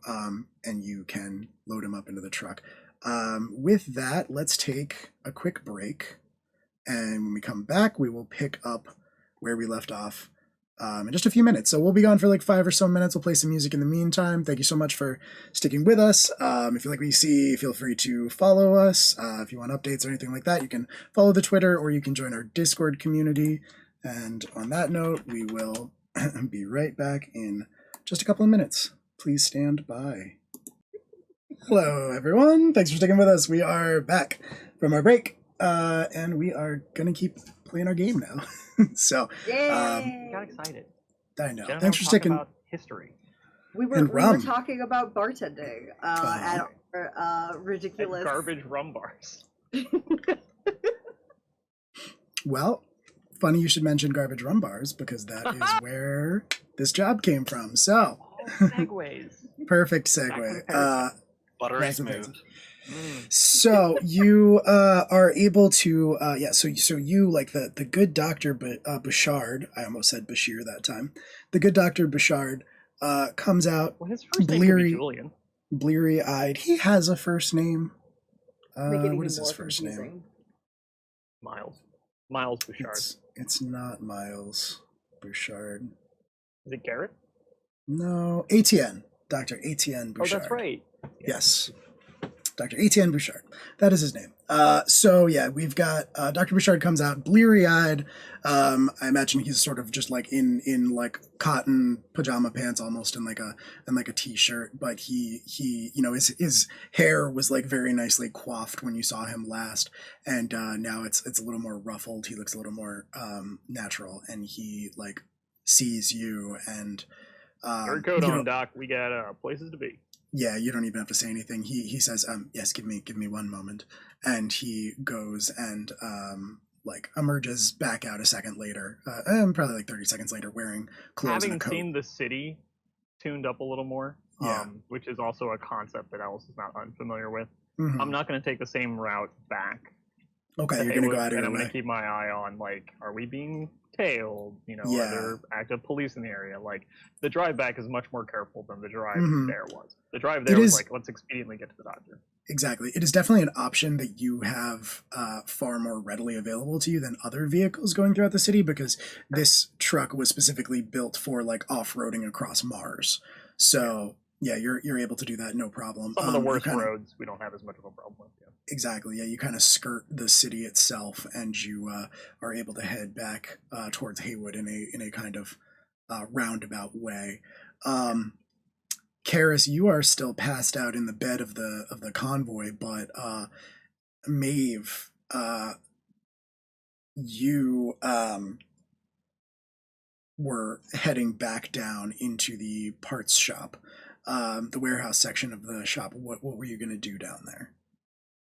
You've got some time on your hands while Ellis is retrieving the doctor.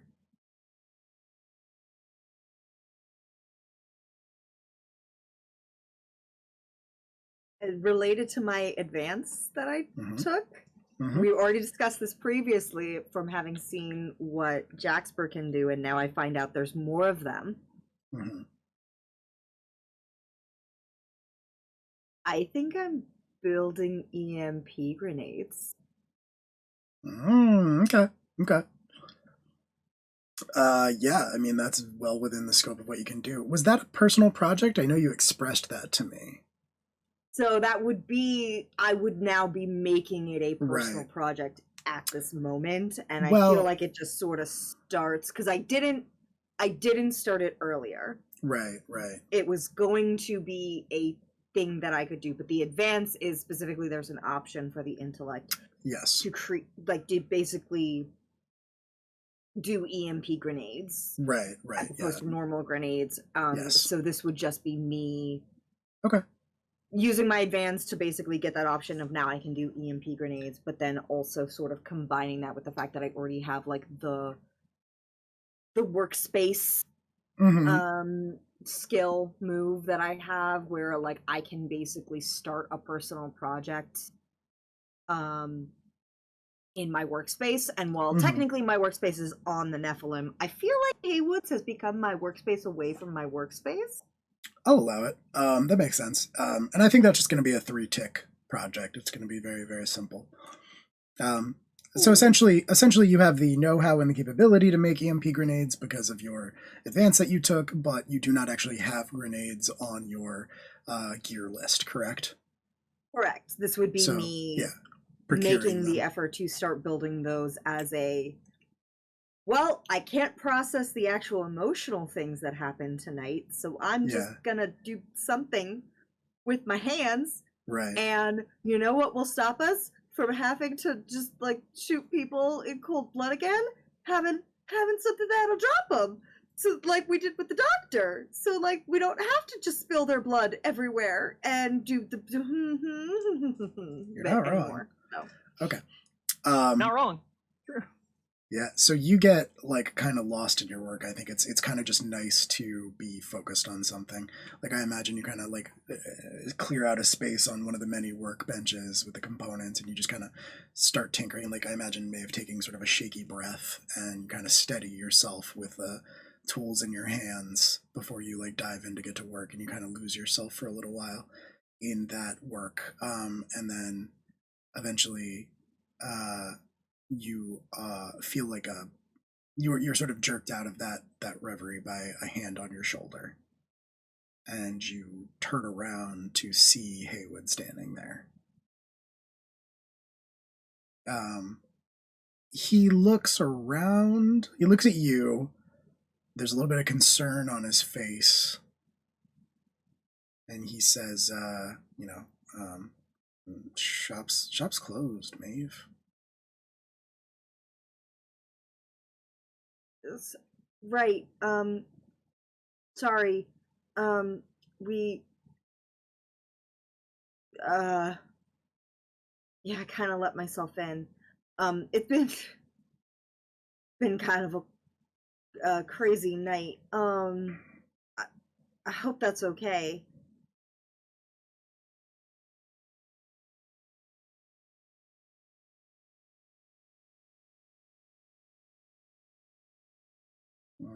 It's it's not just you, is it? Oh, well, yeah, I mean, Karis is a little bit roughed up back in the truck with our new gear, and Ellis went to go get Dr. Bouchard, who we were procuring an item for him, and might have gotten a little bit dicey with the procuring. And God, I hope I just God I didn't damn it, mean to bring Maeve. anything down on you, but I think maybe this wasn't the best plan, but there wasn't really anywhere else for us to go, and was was a bad night. God damn it, Maeve.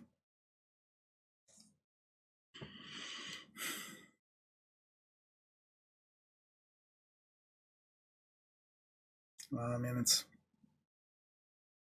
too late for any of that now. Yeah.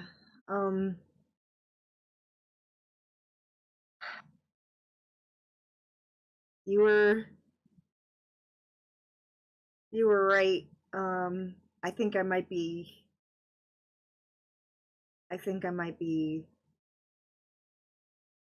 rolling with a kind of a,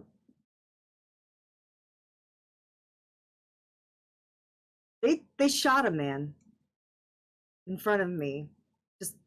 Just he was on the ground, and the pair of them,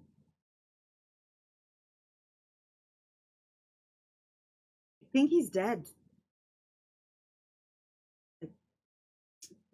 But I don't know, because Ella said he had already shot him, and the guy got back up.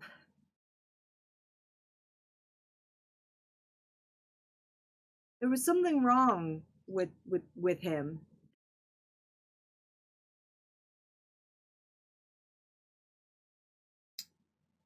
I don't know what to do, because I need to find Grace, and these are the only people who can help me find Grace. And but they shot him. Look, Maeve, I'm real sorry that happened to you.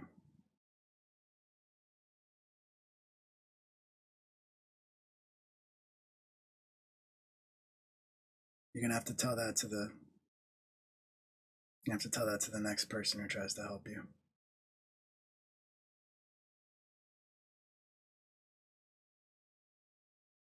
This is what happens, Maeve. This is how it goes.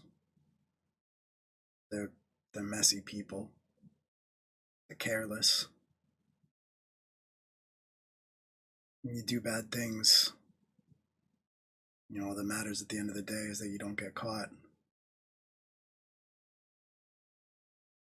And whether or not that's killing a man or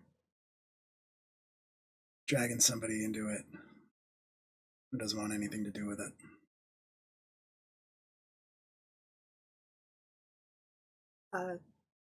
Right. I'm sorry. Right. We'll deal with this and we'll be out of here, and we won't bug you again after this. I'm sorry. There's no rush. It's already here. There's nothing to be done about it. Cut me in. We'll call it even. Yep. Absolutely. That seems more than fair. He looks past you at the workbench at the stuff and he says, "I'll just add it to your bill." And then he walks off.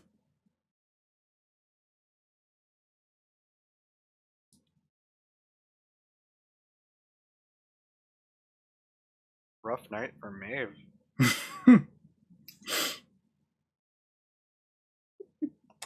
That naivete is just yeah, holding up. Yeah, sure is. Emotions, but yeah, Karis. So is he gone by the time that either Karis or Ellis comes back or comes to? I think he removes himself from the warehouse for the purposes of claiming ignorance eventually. I think when you get there with the doctor, he's sitting in a chair behind the counter, going through some paperwork, and he doesn't even really acknowledge you two when you walk in. He just kind of lets you through, kind of gestures to the way behind him, and it's just a tip of the very knowing mm-hmm. Yeah, it doesn't even look up enough to return the gesture, but yeah, obviously letting you know where to go. Yeah. Karis, you regain consciousness. You wake up. You're only out for probably an hour, I would say. And you wake up in the cab of the convoy. You don't see Maeve. Ellis left. But you've got the data has finished copying, and you've got that blood sample that you took from him. I'm curious, what's Karis's plan for that? Are you going to turn it over? Or are you going to hold on to it yourself and see what you can do with it? I am planning to take some time to analyze it and send the analysis data over to Taka. Okay. And then potentially fuck around with the nanobots on my own. Okay, that makes sense. And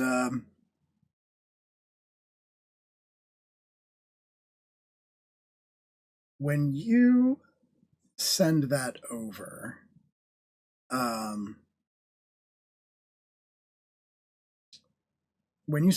I think you receive a reply relatively quickly, actually.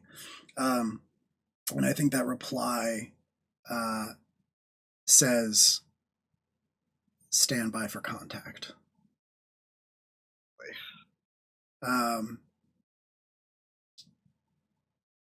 Yeah, that's about the extent of that. But you are able to copy the data and send it over. And you have both the blood data. I assume you're sending over the blood, the results of the blood study that you did, and also the information that you got from the ship itself regarding the dock unit. Okay, cool. And yeah, how's Maeve's? How's Maeve's mental state these days? Not great. Not great. Yeah, I mean, with like Hayworth's words, I think you remember back before even he said anything to you when Dr. Belkin basically gave you the same warning before departing your company. So did Maeve's mom, didn't she? More or less. I mean, Pretty sure. yeah. She threatened Didn't Ellis what's his right face now, that we right? protected back on the original like hasn't everyone, like literally everyone we've come across has To be warned fair, Maeve he said she a is lot of out of her bullshit to a depth lot of running people, with though. these people who are clearly screwed up and dangerous, and Maeve is Mhm. not. Mm-hmm. Yeah. Yet. Although, like, I mean, including Ellis, who said, "Hey, you don't want to be a part of this." Maeve was like, "Yes, I do." I'm like, "Fucking okay." Yeah, although that maybe we're just building another villain. Yeah, I was going to say that may be part of Maeve's mental process. That's basically what Hayworth said was like, maybe you fit in after all. You do good work. Anyway, you And focus on I need to find Grace. Yeah. I just need to focus. If Yep. we kill enough people, eventually we'll find Grace. Need to find Grace. Surprise twist. Everything will be better if I find Grace. True, she'll fix everything. Mm-hmm. She'll fix everything. Very good, very good. Okay, yeah, you are the good doctor and Ellis show up shortly after you get that communication, Karis, to stand by for contact. And they come down the stairs into the sprawling yard. Maybe you can spot them from across the way. You imagine you get it from the workbench, and you all sort of convene next to that convoy. You open up the back. Trying, Mr. Maury, we got some help to provide. You open up the back, pull the tarp off of it, and you reveal the unit in all of its glory. And the doctor, like sets about looking at it and says,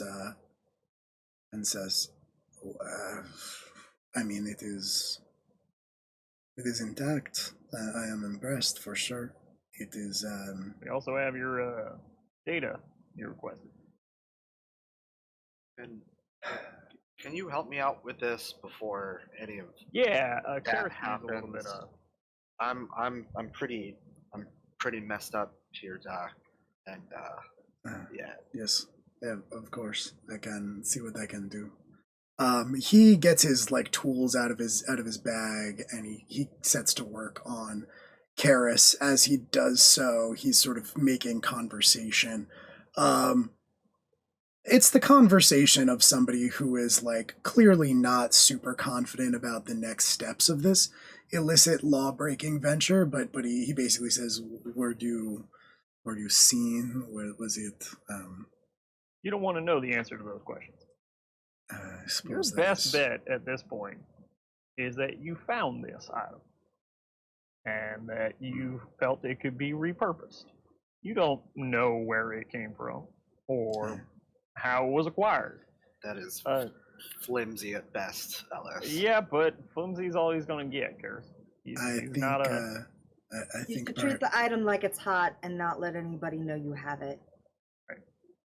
Yeah, I think perhaps the best bet would be to leave it here if Mr. Hayworth is amenable and return for it once the Crucible ship has left.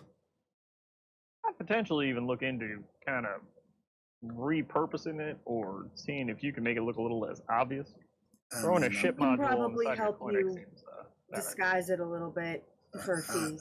I will be integrating it into my clinic. It will not be in addition or anything. The parts will be moving. It will not be a ship unit any longer.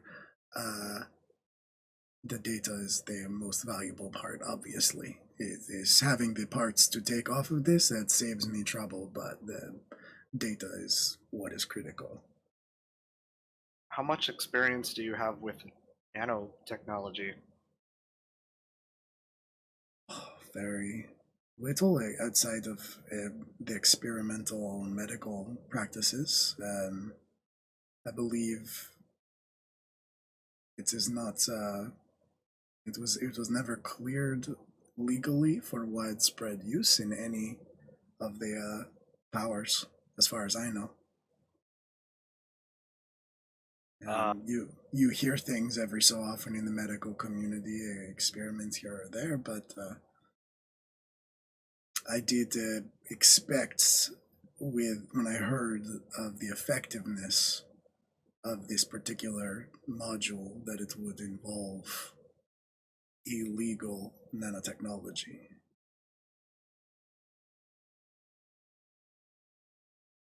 Well, during our procurement of this module, we met a man who survived a shotgun blast to the chest.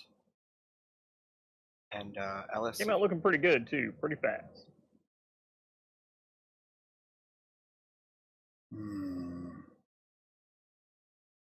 I mean, like I said, you hear stories. Well, here's another one. He also was able to rip open an airlock door with his bare fingers. I see.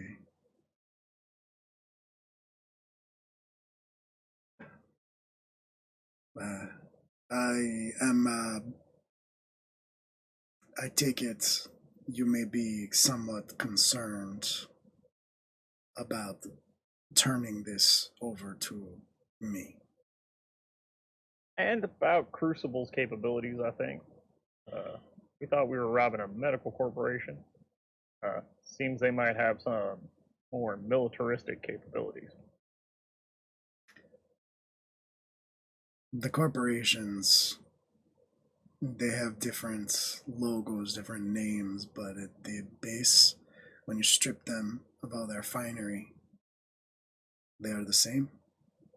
They seek profit by whatever means, and war, Mr. Maldonado, war sells.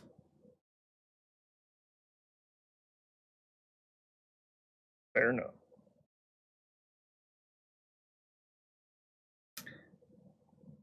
Well, I think at this point we got your unit, we got your data. We need to get the payment, and we need to go. Of course. Because they're going to be looking for us, and we need to find Jackspert. You did not all make it out? No, we had some interesting effects of these nano-capable individuals. Seem to be a little more common than we expected. Has he been captured, or? Unsure. I pull up the footage on my handheld. You show him the footage? Wow. Hell yeah. Yeah, you got there. I'm just saying, like, I think Crucible might not like that. They might kill him for that. Oh, he's already involved. He literally contracted us to steal from Crucible. Mm-hmm. He should know what he's getting involved. If he's keeping Crucible, he knows better than us. Yeah. Right. Yeah. Yeah. You want to piss off Crucible? Cool. I think he was actually gonna get like weirdly rude and just be like, "Are you fixing?" And like gesturing to Carousel, "Are you gonna fix him or not? Because we need to go." He's like done with this job. Like, okay, the job's over now. I have done what I can with what is available to me. I mean, he needs time. Well, can you do more if we like hook that up? I'm just gonna gesture at the module. I don't.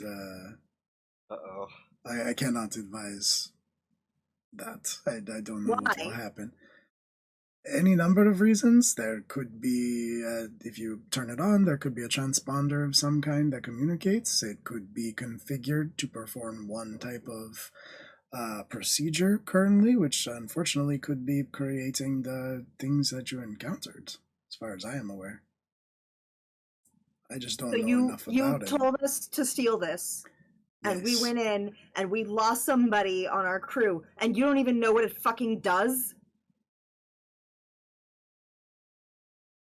I can see you have all been through a lot. I think. Yeah, perhaps I it think would Ellis be- and Karis have the same reaction, just like, Yeah, I think perhaps it would be best if I compensated you and we parted ways. yeah, I think that sounds like an excellent plan. Clearly tensions are high, which is understandable. So let's resolve our business. Yes, let's.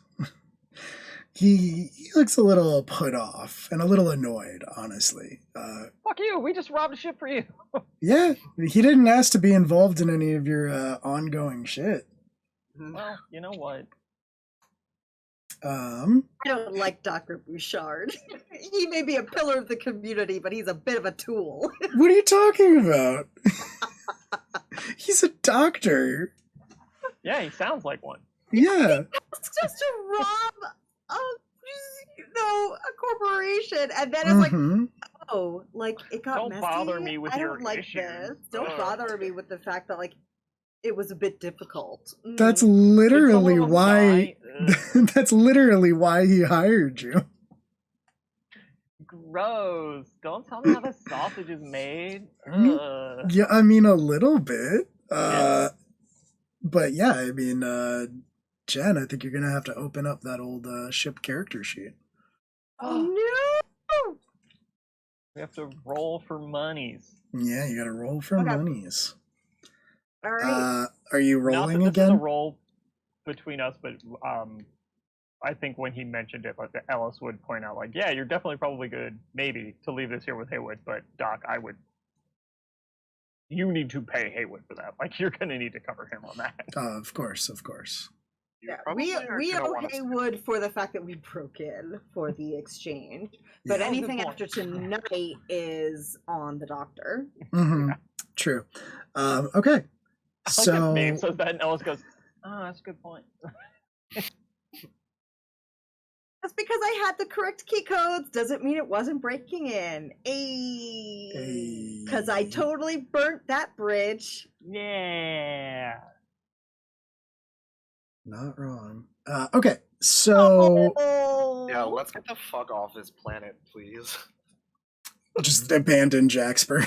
No, we can't. We can go back to. We can go back to Jasper's Nephin probably Range. not We even can go on back this to Nephin planet. Range, and Whatever, Nano Bro. Bye. we'll touch base from there. Because like I have to work on the ship anyway. Like we already established. Yeah. Whenever I Mhm. got back to the ship, it was going to take a while for me to actually implement all the equipment and stuff that we needed to get Nephilim working again. So We also definitely want the story beat of the new Maeve re-connoteering with Maeve's folks. Mhm. That's gonna be good. Oh boy. New Maeve. The new Maeve. Yeah. Dark Maeve. Oh, Devil Maeve. Okay. Anti-Maeve. Devil Maeve. So, as it stands, the contract rating of this job is +0. It is dangerous. The next step up Zero. would be deadly, which means it directly involves violence or destruction. Either you will kill or you will die. And that was not necessarily part of the job. That was just something you all chose to do. Well, shows as though I actively went out of my way to fight RoboCop. That motherfucker decided to make that a me problem. I mean, to be fair, we didn't exactly try to talk him down either. Mhm. Yes, I did. Well, sort of. He threw a javelin at me. True. Now the I Now, think if you'd like to- technically Jackford started that though. technically maybe. So if you would like to renegotiate the contract terms, if you want to argue with Bouchard that it ended up being worse and you deserve more payment, you can do that. There is a move for that called negotiate terms.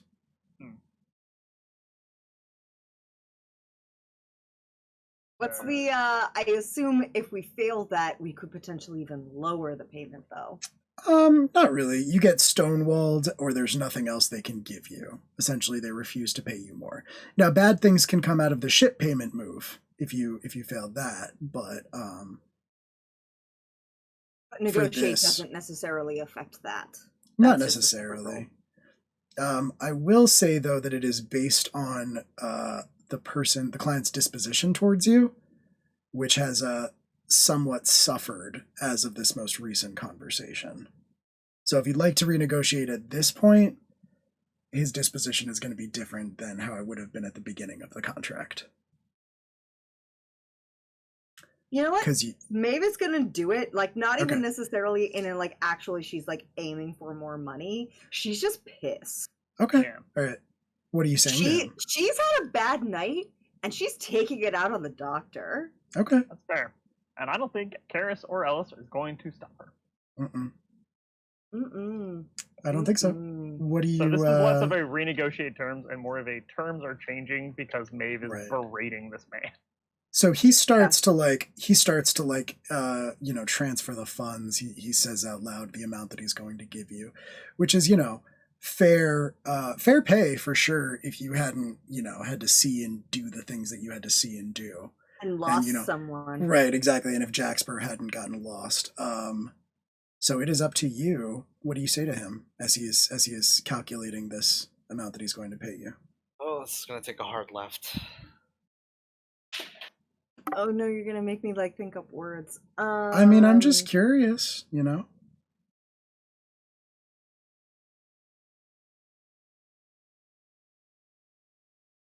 So she already launched into the whole you tasked us with this and you don't even know what this does, and I think she's just gonna be just like continuing to lay in to the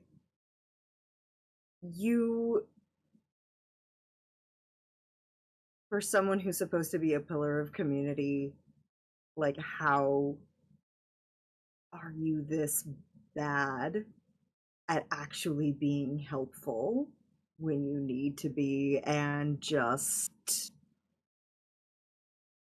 sort of laying it out there of, like...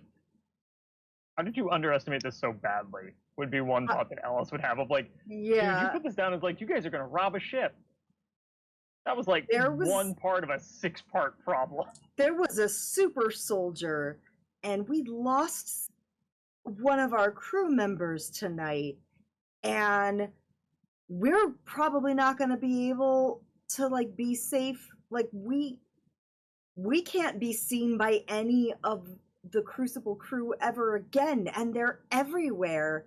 And now, like, and you don't even know what you're going to do with this tech? Why couldn't we just steal the data? What you already said, the data was actually more value. Why did you decide that the unit was worth more money than the data if what you actually want was the data? We could have gotten that and gotten out and been clean, and we wouldn't have lost somebody, and we wouldn't have killed a dude, and we wouldn't have our faces all over, and we're probably on some fucking watch lists now, and you didn't even know what you actually wanted. And she's just like, we're fucked. Yeah. We can't go anywhere. For what?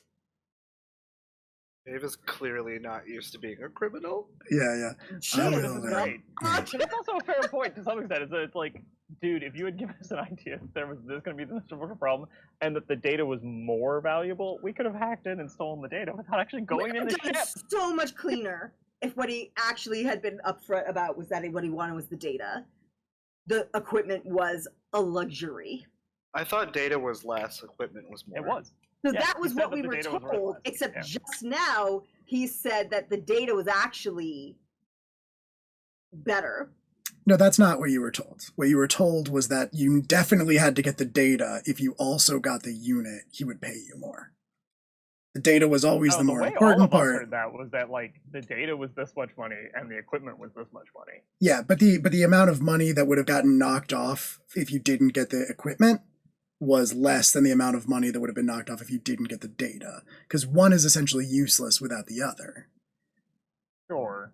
So he basically said during the contract, like, if you get me the data, I can rebuild all of the technology myself. It's just going to take me longer. I'm going to have more to figure out. But if you also get me the unit, you save me that work. He was always able to make it work with just the data, so the data was the more important part. But he could make it work faster if he just was able to cannibalize the parts from the unit instead of having to build it all himself from scratch. Yeah. So, but yeah, he's gonna stiffen up a little bit And he's going to say, with all due respect, Miss Delaney, these things you describe, they are not my problem. This is Mars, your visitors. If you take a job in the future, I would advise you to be clearer with your terms if you think you may regret them later. Did you just call me a visitor on Mars? It might not have been the best call. You might have made a mistake there, sir. You might take a step back. My apologies. I was basing this off of your mannerisms. Yeah.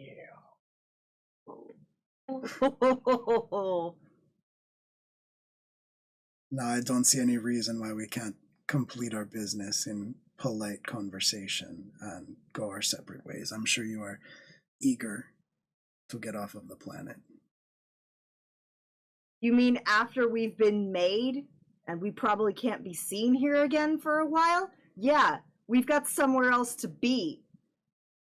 Which is going to be a problem considering one of our crew members got, kidnapped on this mission, and now we got to find him before we can find our captain, which was the whole reason we've been doing these sorts of jobs in the first place. It has become kind of a Rube Goldberg problem at this point. Loss. Pretty cataclysmic. I think this is perhaps for the best. I am led to understand that blaming other people for situations of your own making is not a desired quality in career criminals. I think you should talk Maybe less, gonna hit him. maybe. I would recommend. Maybe it's gonna hit him. Had a hard time. Maybe it's had a terrible night. Okay. It might impact your negotiate terms roll. It could. Carrot, while this is going on, The negotiate terms roll was never intended to win. I was never actually expecting to get more money out of this. I just wanted to yell at somebody. That feels in character. That feels appropriate. I will let you hit him. You absolutely can just punch him across the jaw. There's not gonna be a roll. You're not gonna be able to come back from that in terms of negotiate terms. You hit him in the face. He takes a step back, maybe wipes a drop of blood off of his lip, looks down at it, and turns to look at you, Ellis, and says, I will transfer the money. That sounds like a good plan. I like that plan. Yeah. We should probably roll that terms with disposition to see what happens. Yeah. I mean, so you don't have to roll with disposition. It's your ship payment move, so it's based off of the contract rating. Okay, so we're just gonna do that. Yeah, you didn't change the contract rating. It's +0, so you're just rolling 2d6. Hit it, Maeve. Am I rolling? I think you always have. Sure are. Also, you're the one who's had the 2d6 most was impact. +0. Okay. Yes. Yeah. We got a 10. That is a 10. That is a 10. He makes good on your payment. You got a great deal out of this. And you can choose 3 from the list. We don't necessarily have to get into that right now. We can figure that out towards the end of the session so that we don't interrupt the flow of action. But just keep in mind that you do get to pick 3 off of your ship payment move of payday. So yeah, we'll circle back to that. But yeah, basically he just leaves right after that moment to presumably to go discuss terms with Hayworth. Well, I think some of the we owe Hayworth a little bit from our payday as well, just because. Correct. Yeah, so but we'll that's pass that on via the doctor. And that's essentially right. And that's essentially factored in. It would have been a convenient excuse if you had rolled a 6-. That would have been well, you get shortchanged because you also have to cut Hayworth in. With a 10, we can say that yeah, you cut Hayworth in, but you still have enough left over that you can pick 3 off of the list. Say what you want about Bouchard, but he did not shortchange you despite all of the unpleasantness. And Maeve letting some things out. Mm-hmm. Yeah, mm-hmm. She's going through a lot right now. I got free medical treatment. Yeah, Yeah. exactly. But was it worth it? Was it actually good medical treatment? It was helpful. That's right. What? How good was this medical treatment? I mean, let's see. What did you? Mechanically, I don't recall there being any improvement. Well, weren't you Just rattled? A scratch and rattled. Yeah. Gone because the scene has ended. So we'll say that those were the result of his treatment, because you weren't hurt bad, were you? No. Okay, so yeah, I'm very stressed. I took all of that in stress. Yeah. I'm at 4 stress right now. He patches you up. Get rid of that. Yeah. No. Well, not through that. There are moves you can take, but he patches you up, and it's good care. You feel better. He does a good job. He also patches Ellis up with that little cut you got from the javelin, and that leaves kind of the three of you standing there in the wake of that back and forth exchange with the convoy. But you got paid. We're leaving the convoy, because the convoy is Hayworth's. And we're leaving the Correct. floaty cart, because whatever. Hayworth can return it to the shipboard or use it or whatever. No one's going to be pissed about that. You borrowed the cart from Home Depot. Exactly. No one stops me if she's going to go back to the workbench and go back to working on the EMP grenade.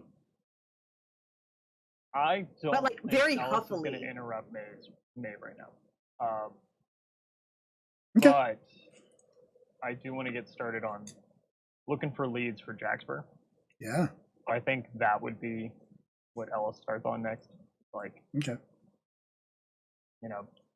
Doing some of his bounty hunter hound things of like, all right, time to find somebody on Mars.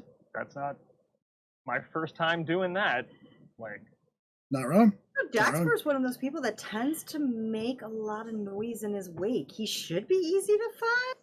Well, I also have some-ish of a lead to go on as far as, like, who took him, like, they're Crucible personnel of some kind, they're a super soldier, like, a dark hooded figure isn't much, but, like, they blew a hole in a spaceship and then jumped from 60 feet to the ground, so. Yep. Are you telling, so obviously you're not bothering Maeve, you said, but are you telling Karis? No. Okay. Yeah, I think so. Like, Karis might need some time to heal, but like, the less time wasted in the pursuit of Jaxper, the better. Alice would know that too. That he's like, I mean, he's not about to go guns a-blazing to kick open the door of the warehouse where they think he's keeping him, but like, right. It's time to start looking now. It's not the first sleep it off and wait till morning. Right. The first 48 hours. And also keep in mind that, while you've stopped temporarily, you don't know how long it's going to last, while you've stopped space travel between Independence, that doesn't mean they can't just go out to the middle of Mars and take off on a ship that was there or go to a different settlement or anything like that. So exactly. And presumably, given that person blew a hole in the Crucible ship, they're not going to leave via that ship, but we also have grounded that ship for X number of days. Correct. Okay. So, Ellis, you're setting out to chase down those leads. Karis, what are you doing? What's your next priority? I need to get a little bit of alone time to like relax and heal up, but also I want to reach out and see if I can reestablish connection with the drone that I had implanted into Jaxper. True. Okay. All right, cool. So where are you going to get that alone? Are you leaving Hayworth's? Are you going out into the city at large? Back to your Airbnb? Back to the Parrot Head? Or I'm gonna grab a milkshake on the way back to our space B&B. Right. Okay. From one of the many vending units that produces milkshakes. Yeah. Okay. Cool. I think we're gonna go with like a cheesecake brulee type deal. Yeah. I mean, obviously, like in this, space future, these like milkshake dispensing units, it's because the milkshakes serve as like meal supplements, essentially, right? Yeah, like you can protein exactly kind of a deal. Yeah, you can get everything you need for like a day's meals from like one drink, so it's good. But yeah, you get a new flavor, and you it's fine. It's not your favorite. You've had better, but yeah, you head back to the Airbnb. As we established, this Airbnb is kind of out back from one of the main strips, like kind of facing into an alleyway. Yes, Karis. On my way back, but before I head out, I am activating my tactical cloak. Okay. And you know, trying to like be as subtle as possible because right. Yeah. Because there are people out and about. Yeah, I mean, I think by this point, like it's starting to get on towards morning. The activity that you saw the night before, Ellis, of like people mobilizing, searching for something, has sort of been replaced by the general day-to-day bustle of the city. You don't know if that probably doesn't mean that they've given up or anything, but yeah, it might just be kind of concealing it too, right? Harder to tell if there's a lot of people moving around at 8 a.m. Exactly. So, but you know, either way, you feel less scrutinized as you are out and about performing your errands. Karis, you concealed with your technology from the tactical cloak, although keep in mind that it's not meant to be used for sustained periods of time. Right.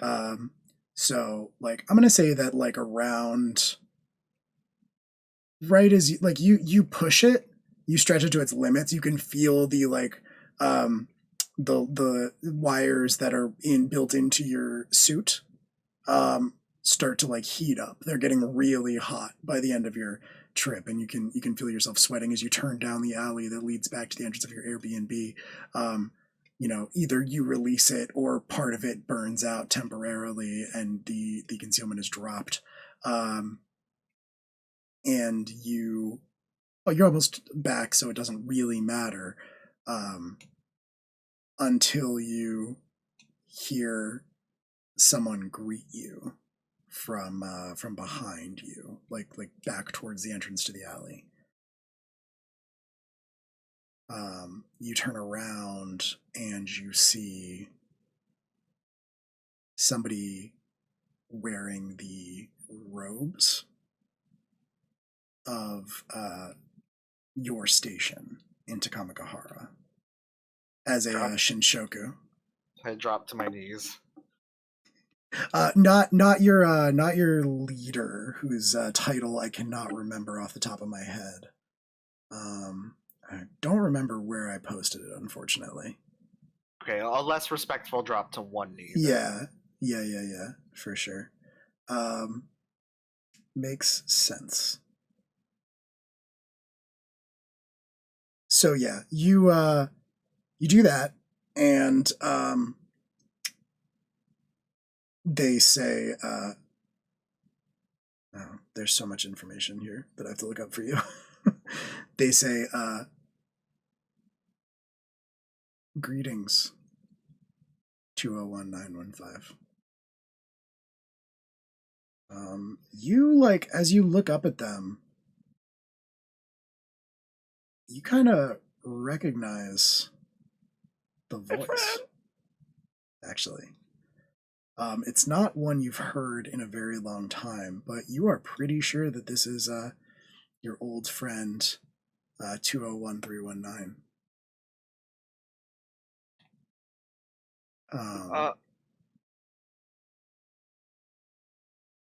They are like their voices, you know, and like very flat.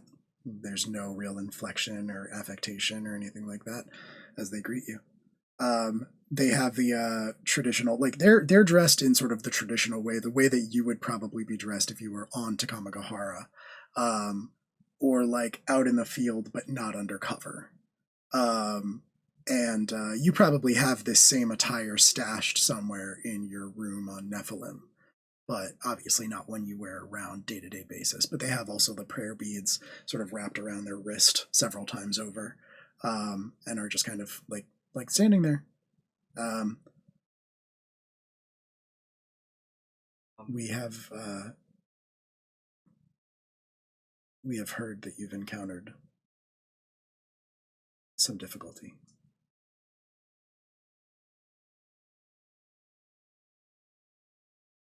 We've encountered auditors. We have most recently crossed paths with Crucible. and they also have access to really crazy nanotechnology. Can I We spout speak of technobabble? we speak of the more immediate threat. We speak of your companion, whom you have lost. You have Jaxper, don't you? We do not. Oh. But we have dispatched this unit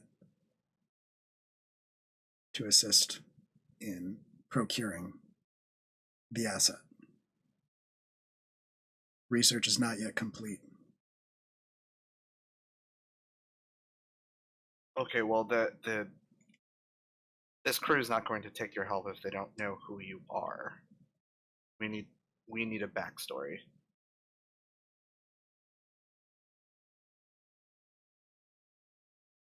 They're sort of silent, like waiting for you to.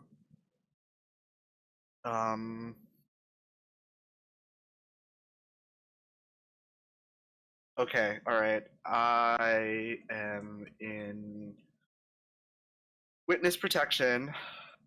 You have placed me with the scrappers to protect me from a contingent of violent corpo thugs because I witnessed something, and fuck, why do you want Jaxper?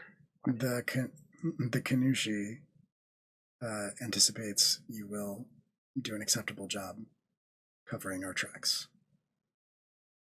Fuck.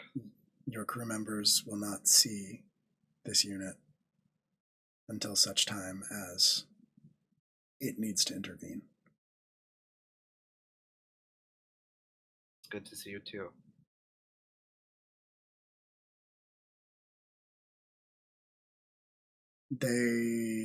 Your friend, she stops talking, sort of mid-sentence, freezes up, and in that same sort of detached voice, says, attachment, familiarity is forbidden. Of course. I will contact you when I have more information. They nod and disappear under the guise of their own tactical cloak.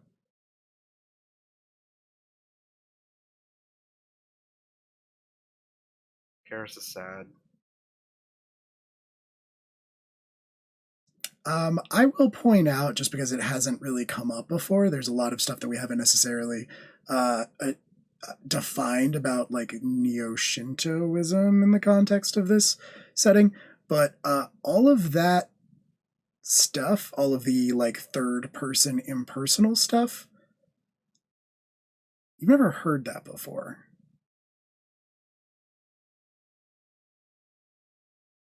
I haven't? No, the like this unit stuff, like, you know, you were always sort of autonomous agents, so more closer to like the closer to the auditors. It All seems of that especially different to the last conversation you had with her, from my memory too. Yes, definitely different. Like last time you all saw each other when they specifically separated you because you were partners operating on Takamagahara. Right. That's definitely different. That's not how she used to act. Okay. All right. And all of the like this unit stuff is new. You've never heard somebody say that before. Yeah, specifying that other Taka agents do use personal pronouns and yes, refer to themselves. Okay. Mm-hmm. Okay.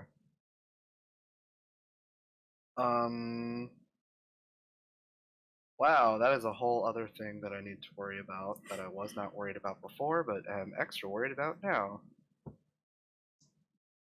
Cool. new layer of the onion of Harris Mori. Yeah, this is a really big onion. Okay. Wow. While Tayo has thoughts and feelings, Ellis is going to roll Bloodhound to do what he do. Do that. The Bloodhound gang. I'm like, both of y'all are having an awful day. Ellis is fucking destroying everything. That's an 11. Good, very good. Okay. All right. So we've used this in the past this way, and it's a little bit of a fork of how this is supposed to be used, because Bloodhound specifically says that I'm looking for a bounty, and I haven't declared that Jack Spur is a bounty, but we've done this before and just kind of like I think that's pretty reasonable. I would say that like to make the playbook more tenable to the type of character you are playing, it's probably fair to just say that your bounty is kind of the person you're looking for. Yeah, and I've specifically kind of strayed away from picking the ones that are like, on a bounty, spend a leave to do this kind of thing, because it's just a little too, I think. Exactly. Devoted to like hunting and people, and that doesn't make a ton of sense for him. Yeah. But so I get to ask two of these questions. Mm-hmm. I already know the answer to the first one, which is where were they last spotted, because I know where they were last spotted. But I guess the ones that I would be looking for is, because it's something that I could potentially think on my own of Jaxper, is who do they have connections to here, and who else is after them? My thought on how Ellis would go about this is, instead of pursuing the person who pulled them from the Crucible ship, is trying to figure out that, like, we have access to that recorded data, and presumably other people are going to have access to that recorded data, and potentially the doc data. So kind of using the network of, like, if a whole bunch of people are investigating this robbery now, where are their leads pushing them? And what would be the gaps and holes in that, where if someone was trying to avoid basically the Mars police and the Mars, like, dock police or whatever, where would I go? Like, filling in the net and then going, oh, okay, this would make the most sense to me for someone seeing that and avoiding everyone else.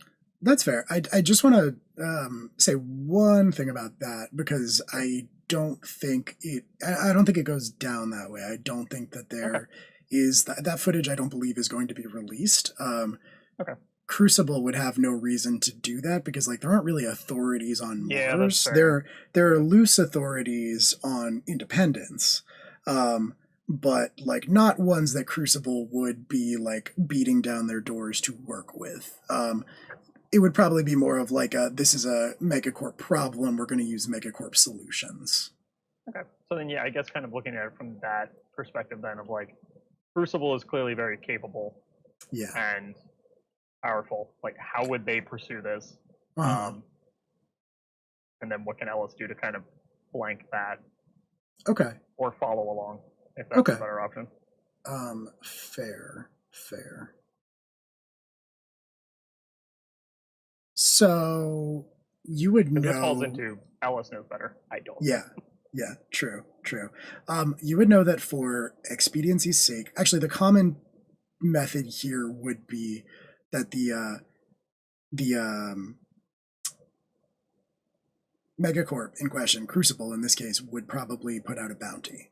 So they wouldn't necessarily share the video. They would give the bounty when they post the bounty. They would give minimal information because they don't have to. Essentially, it's kind of like what Dr. Bouchard was saying. Is like, if you're going to do this job, you should get used to not like blaming other people that it's hard.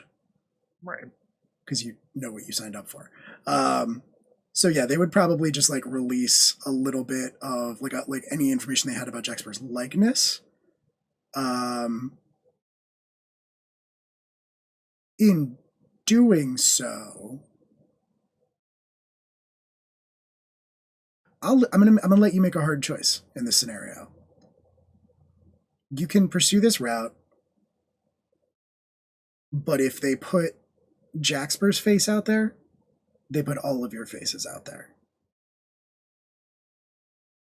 As in, like, either they put a bounty on all of us, or they are very vague with Jaxper.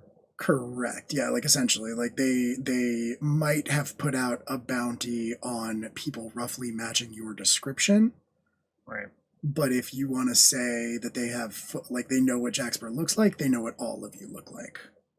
I don't think like the hard data would be helpful to me, and also I agree with your first point of like they would be vague about this. Like they don't want to say like these are the 4 people that broke in, find them for us. Like I think the idea of them, like that also matches with how Alice would go about this, right? Is like, okay, Crucible's going to be looking for us and this guy, right? Jaxper. Like, okay, let's go through their bounty system for that. So I think I would. The hard choice I would make is that it's probably going to stay vague, because I think Crucible would want to be vague specifically to avoid putting Jaxper's face out there, because he is technically one of their assets. Not that Alice knows that, but like, and that maybe is a question for him too. Is that right? He's just like, why don't they have our faces plastered all over the place? Like, that's strange. They definitely have video evidence of us, and if they're looking for Jax and us, why would they be protecting him or hiding him? Doesn't make any sense. Also, who was that 5th guy? Who was the person, or whoever they are, that grabbed Jax and jumped out of the ship? Because they seem to do so very destructively. That's true. Not through a secret door or an open hatch or anything. What I'll say is that the listing that you are able to find in the bounty hunter board is it's for 5 individuals. Right. Which also tells me more information. Like, okay, so that wasn't necessarily Crucible. That was potentially a 3rd agent, and now we're not necessarily dealing with just the megacorp. We're dealing with that megacorp and a 3rd party who's invested in interest. Yep. Exactly. And a 4th secret party you don't know about. Yeah. That's no problem, right? Who are they?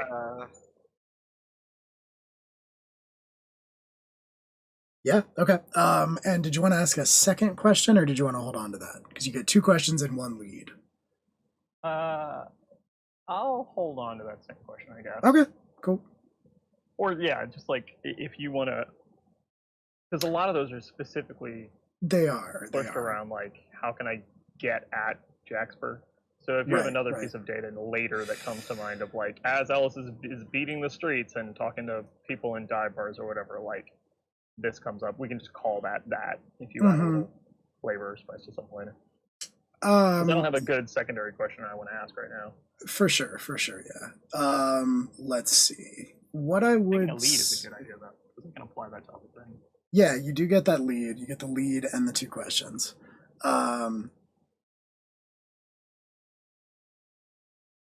You do know where Jaxper was last spotted for you.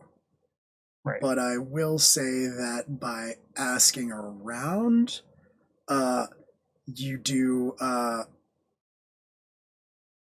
finally like come across somebody who is just kind of out on the street vending. Actually, I'm going to say that it is one of the people who is like, he is in the process, as you come upon him, he is in the process of sort of repairing one of the milkshake dispensers. Okay. Like, obviously... One of your standard intermersion milkshake techs. Yeah. Exactly, yeah. Well, I mean, like, it's a little bit different around here. It strikes you as a little odd because... obviously, he doesn't work for the mega corporation that creates them, but... An independent milkshake contractor? You could ask him about it, if you want. I do. Okay. Hey, you, like, okay, so is he in a location where I would have been like, okay, would you have seen these 2 people? That's kind of where I start up the conversation, I guess. For sure, yeah. Like, as soon as I ask him that kind of leading question of, like, you see anything strange last night around such and such time? I'm also going to be like, you don't look like you work for that company. Are you? I mean, hey, listen, I'm gonna look the other way either way. But like, are we breaking into the milkshake machine to fix it? I think the way that it happened is, I think what happened is you were asking around, just like people on the street, stopping him. Yeah. And he like is over there working on the machine. And as you finish the conversation with the 2 people you were walking by that you were talking to, he kind of like straightens up and like cleans some of the like grime off of his hands and says, you were looking for guy about yay tall, unconscious, dark hair, like blue lips. Yeah, that's surprisingly specific. Yes, absolutely, that's the guy. Yeah. I mean, I got some questions for him, and kind of up and disappeared on me. Yeah, I mean, you're not exactly the only one looking for him. Is that right? You've been asked somebody else coming around today? Nah, he, well, not him. He was obviously not conscious as far as I could tell, but I only saw it from a ways away, but whoever he was with, they got stopped by one of the patrols. Is that right? And didn't exactly go quietly. The smaller guy, he was smaller, I think. Didn't really get a good look at him, but I don't know. He wasn't a smart move, I'll say that much. But there were about 4 of them, and he just left them lying there in the street and moved right along. Sounds like a pretty dangerous gentleman. Where was that? Not too far. Like a straight corner or whatever. Yeah. He gives you a location that's pretty much. It's actually pretty close to the gates of like the intersection of the city. Okay. And, the gates to go to the inner portion. Yeah, exactly. But yeah, he also, like, when you towards the end of your exchange, when he points to the thing, he says, yeah, I mean, like, we kind of gotta break into them, right? Folks around here count on these. It's not like food's in good supply, and the corporation's not gonna send somebody out here to fix it. So that's true. Not a lot of official interaction. Nah, we look after our own. Yeah, that's a handy talent you got there. Yeah. Yeah, I mean, I'll take, I don't know, Mm-hmm. contact info. Yeah. Like, yeah, I don't know. For him. Yeah, seems like someone interesting to know potentially. Sure. Like, not like a literal thing, but it was like, you mind if I ask you a couple questions later on, maybe if I run into this shorter guy? Yeah, Might be worth your while. Just throwing it out there. I mean, look, if you want to pay me now, sure. If you want to pay me later, I'll tell you where you can normally find me. After that works for me. Yeah, I mean, I spend a lot of time over at the Parrot Head. Of course you do. All right. Yeah. Well, I will see you at Gus's place sometime then. Oh, all right. Oh, you know him. You know Gus. Yeah, don't we all? Great guy. All right. Great guy. Indeed, he is. Okay, yeah, just because like that. All right, yeah, someone who has that kind of talent and is all over the city, like Yeah. not a bad contact point. This is Ellis's thing, right? Like Right, fucking. exactly. Oh, another shady character. Hell yeah. Okay, noted and lead taken. Okay. Cool. We'll give him. I guess the next move there would be to find out like who was on the other side of that fight, because like you said, there's no like official cops. So it's like, who were the 4 people that got into that fight, and let's pursue that angle. So. Right. He just as a reference point for the future, he gave you his name as Ruben. Ruben the milkshake man. Ruben the milkshake man. Okay. Yeah. So, are you like heading over in that direction you mentioned towards the gates? No, not directly there. Okay. I'm not gonna because it's not like I'm gonna pull any clues from the street or anything. Right. I think it would more be the idea of like find out who was in that fight, who were the other 4 people in there, and then see if I can bump into them. Like, who knows? Maybe they're at Bouchard's place, getting patched up, but probably not. They're probably at wherever their official place is. But having tangled with someone of these capabilities before and having seen Jackspur, I know that those four folks aren't going to be feeling great a few hours later. So yeah, true.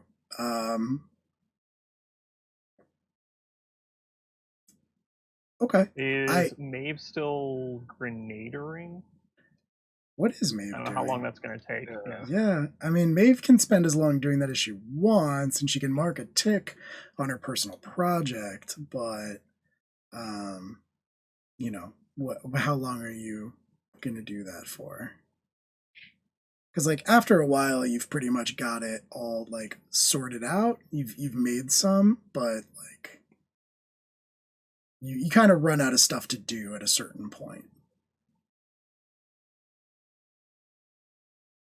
And like Hayworth's been down here a couple times, like getting stuff together, like putting shipments together, getting ready to like showing some customers around, etc.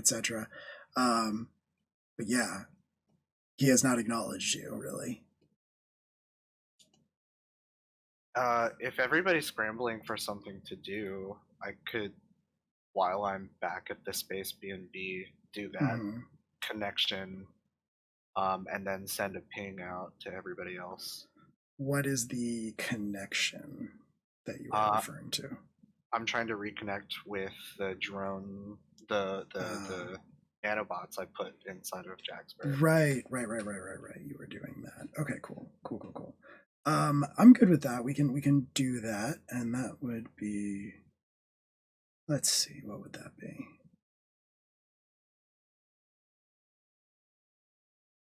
You've been having me roll alien. Yeah, I think that's fair, and I think that would make sense since you are doing nano stuff. So let's do Into the Abyss. Yeah, roll plus alien.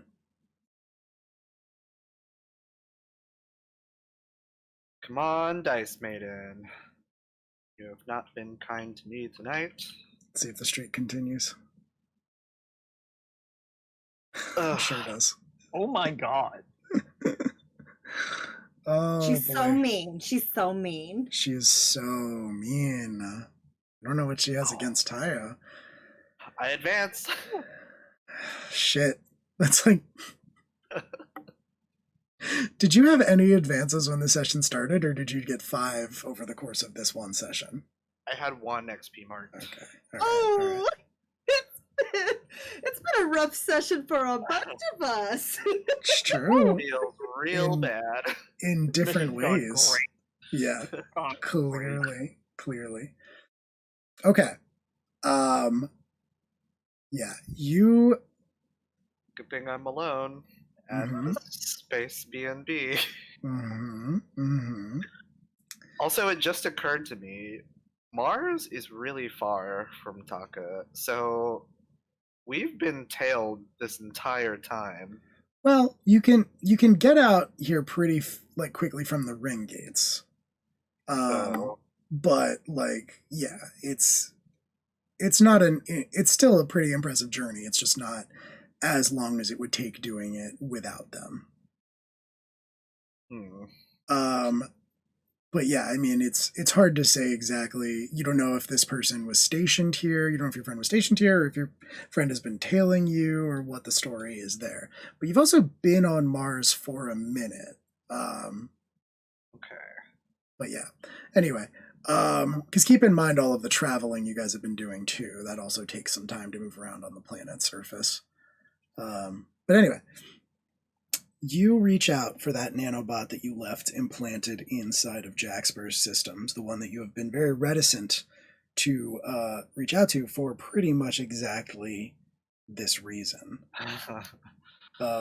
Because bad things have historically happened when you have not rolled well on these on making these connections.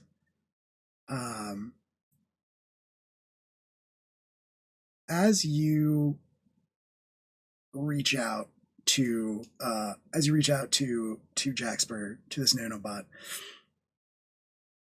you start to make contact, you start to interface, and then you feel something else enter the connection. You feel an interruption. I don't like that. It's a presence you haven't felt before, although it feels somewhat familiar. It almost feels like when you have successfully interfaced with Jackspur, but different also, very different. And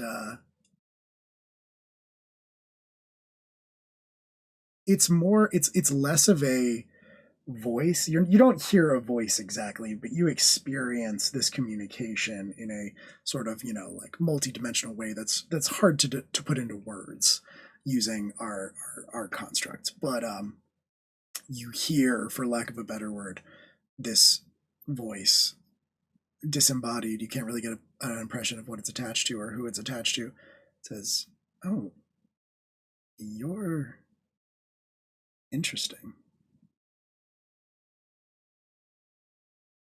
You've left something behind inside of my brother."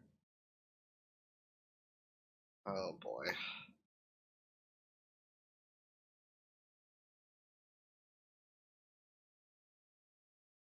Where's Jaxper? Does he know? Oh, do I have the ability to respond? Yeah. There's like an open dialogue at this point. Okay, all right. Does he know?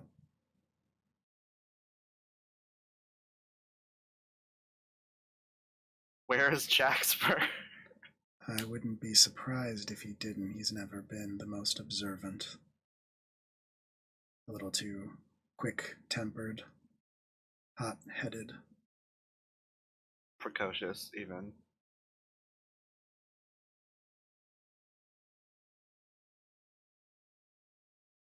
Very risky.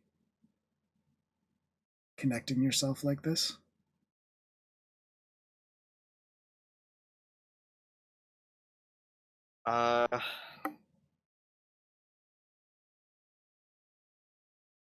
You don't need to get involved in this. I just need Jaxper back. You misunderstand. You're the one getting involved.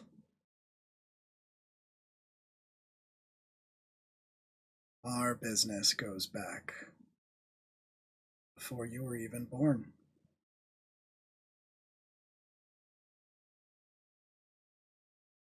Is there any way that while I'm having this dialogue, I can, like, pop into my handheld and try to figure out where this is coming from?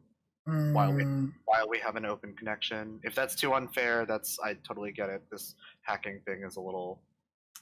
You start to, but you cannot do it. You cannot make that connection. You reach for it through your nanobots, and it's just you're not able to make that connection.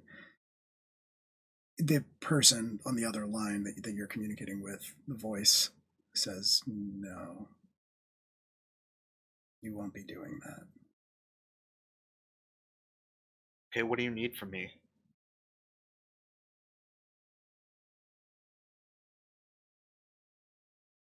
Very, very little. I have what I need. I came here for my brother, and now he is with me. But you and your friends, if you won't let him go, then I will have needs. I'm not exactly sure you know who you're messing around with. Have you seen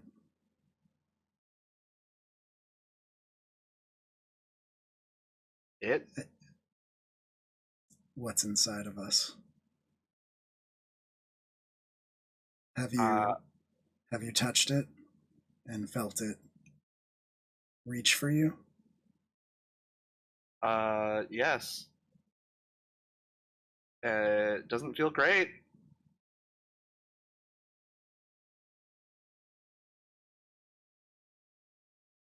"15 is clumsy. He is messy, uncoordinated, but me? It's a different story.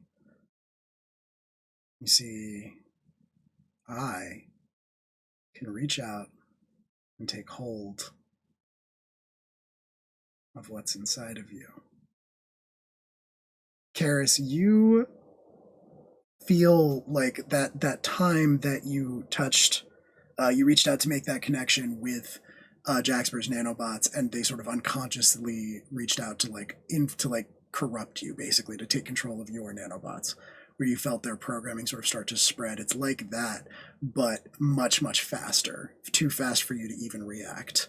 And you kind of like, you watch as you're experiencing this conversation, you watch as your hand reaches into the pocket of your suit and pulls out your nanoblade. What? And you watch as the blade ignites. And as your own hand brings it close to the edge of your neck.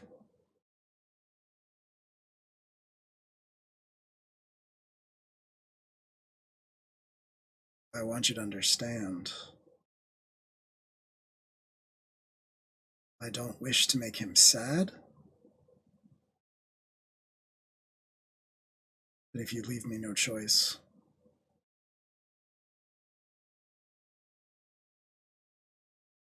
well, I'll take your nanobots. Part of you will live on through them. And you will forever be hunted. Nothing new. I've made it this long. My connection did something weird. He says, nothing new. I've made it this long.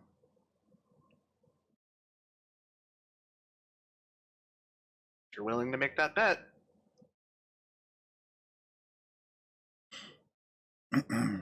That is our lot in life.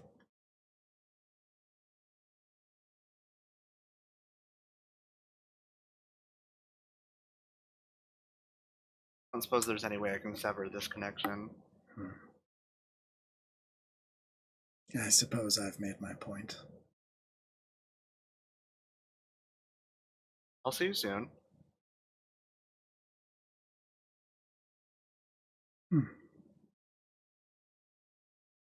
Interesting.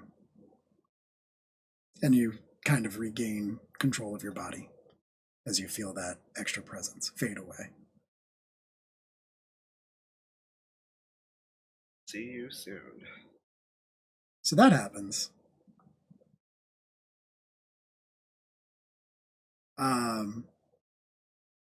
Ew, I'm sweaty. So gross. So gross.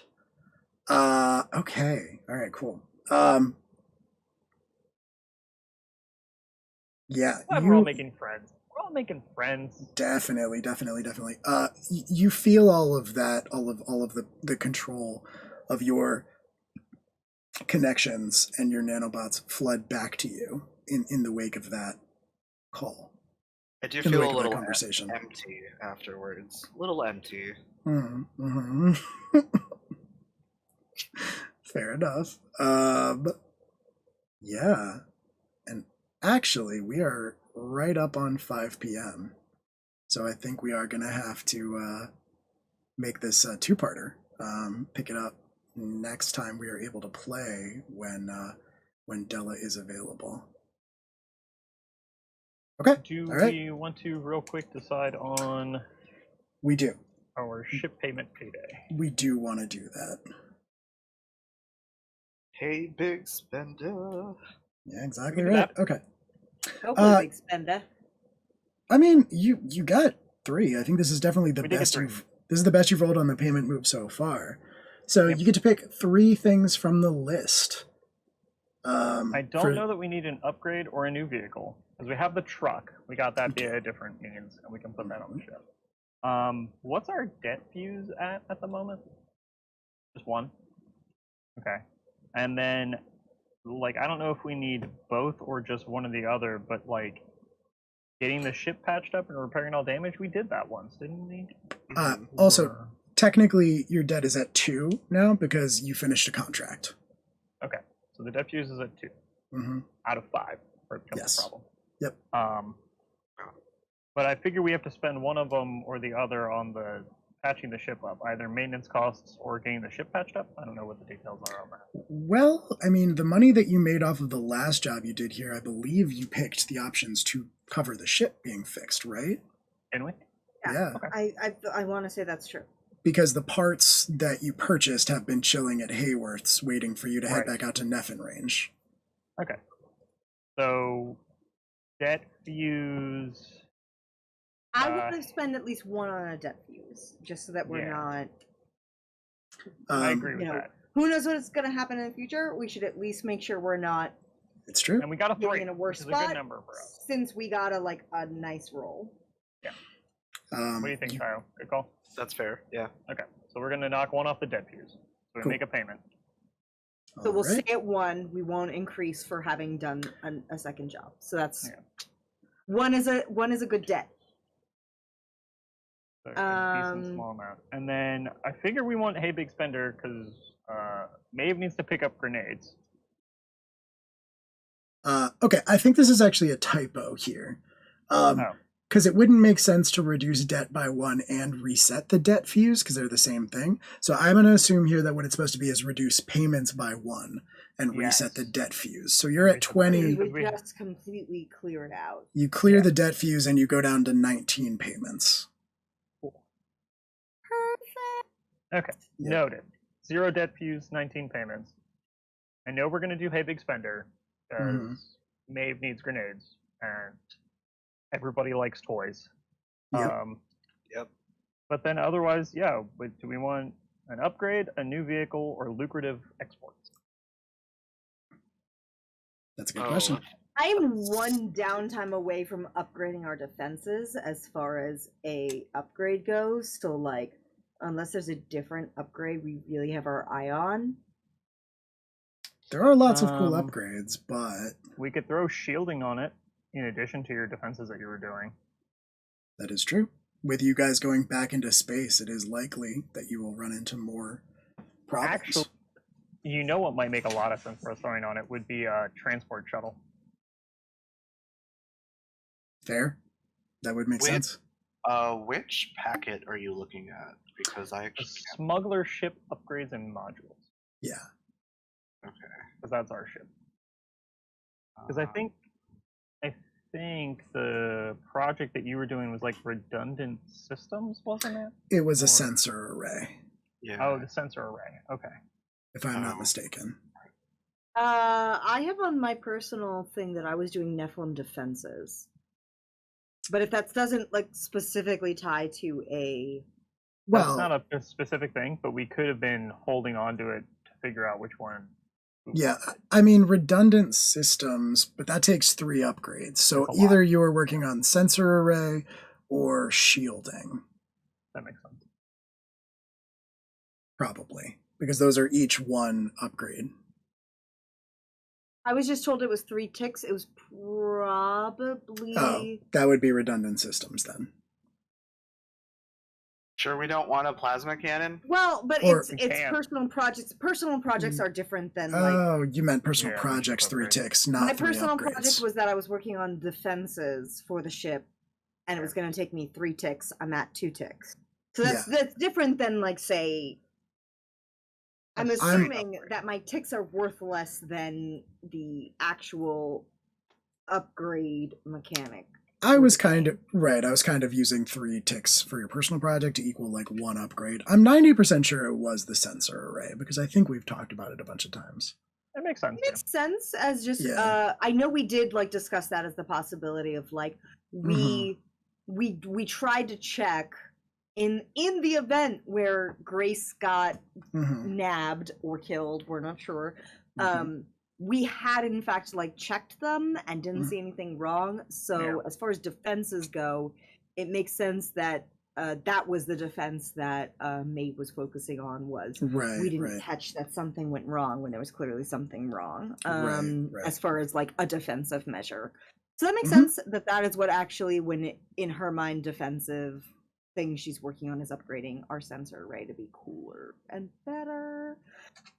So I'm really close to getting that. So if we want to add something besides sensor array, you could do attached transport shuttle, shielding, tether. I don't like tether, especially because I might be able to leverage my capabilities to be able to at least figure out where are they weak, where are they strong. Gotcha. Yeah, I don't hate that. It's like something else that, Maeve figured out is sensors and a tether. That's true. Hey, we're real better at like using this weird ass also a smuggler weapon. Not technically illegal. Right. Not a weapon. It's not a weapon. And it's not a weapon. It's a scrapping tool. Yeah, Karis is a craft pilot too. I could probably figure out some sort of shenanigans to do with the tether. All right, tether it is. I like the tether. That's very thematic for it is. For Nephilim. Cool. And also, like once you get off world, you're gonna have to keep making money. The tether's gonna make it easier. True. Once we get Grace back, we gotta go back to scrapping. We don't want to put a bunch of guns on the ship. We're getting Grace back. Yeah, right. That's totally the aim.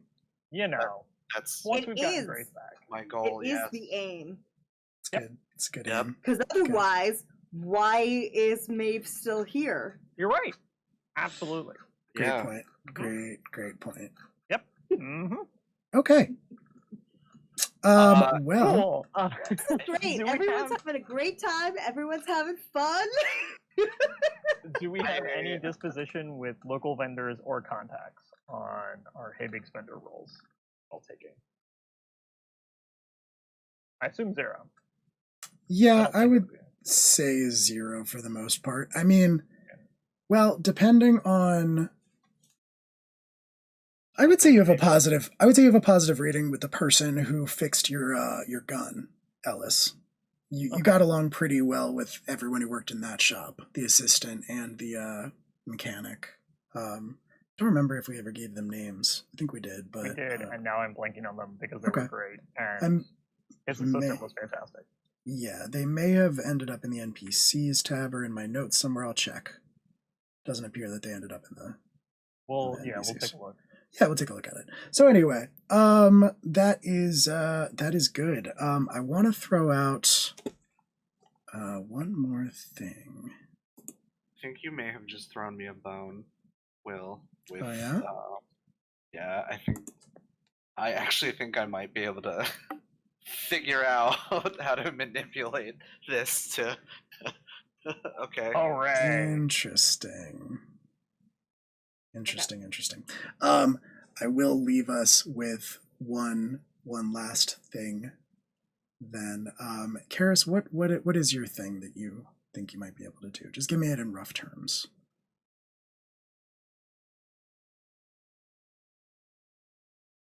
I think I might be able to figure out a scenario in which to spin this so that the crew thinks going to Taka is a good idea. Gotcha. Ah. That would be. Yeah, get us to talk Wild. about That'd be Mhm. great for us. If you can convince us that that's where we need to go to get Jack's fur bag. Oh my god. Okay. Then I want to leave on this last note. You all, Maeve, you're going back to the Airbnb, right? I assume Ellis is once the trail runs cold. Yeah, once I've gotten some information, I'm gonna But get back. Maeve, are you Yeah. headed back, or are you? Yeah, staying out I'm for as long as you taking can? the what I have as far as my project on building the Okay. EMP grenades. I'm taking that back with me and like just this crate that I'm lugging back Mm-hmm. to the Mars B&B and just Okay. I think I get back and I just immediately go into my room and shut the door and don't talk to either of them. That makes sense. That's Ellis, fair. Ellis, you. I'm gonna say you come back after Maeve, actually. So it's just Karis who's there when you get home, but you walk Yeah. right past Karis and slam your door, much as you can. You know, it slides closed with an angry whir. But Ellis, yeah, you get back shortly thereafter, maybe like an hour or two later, and Karis, you're still sort of like maybe like meditating in an effort to try to work out this next steps of this plan that you're talking about. Get your story straight so you can spin it for everybody else. Are you, when Ellis walks through the door, are you sharing any of what has transpired with Ellis? No. No. Okay. You, interesting. What are you going to try to spin the plan that you were discussing? Mm.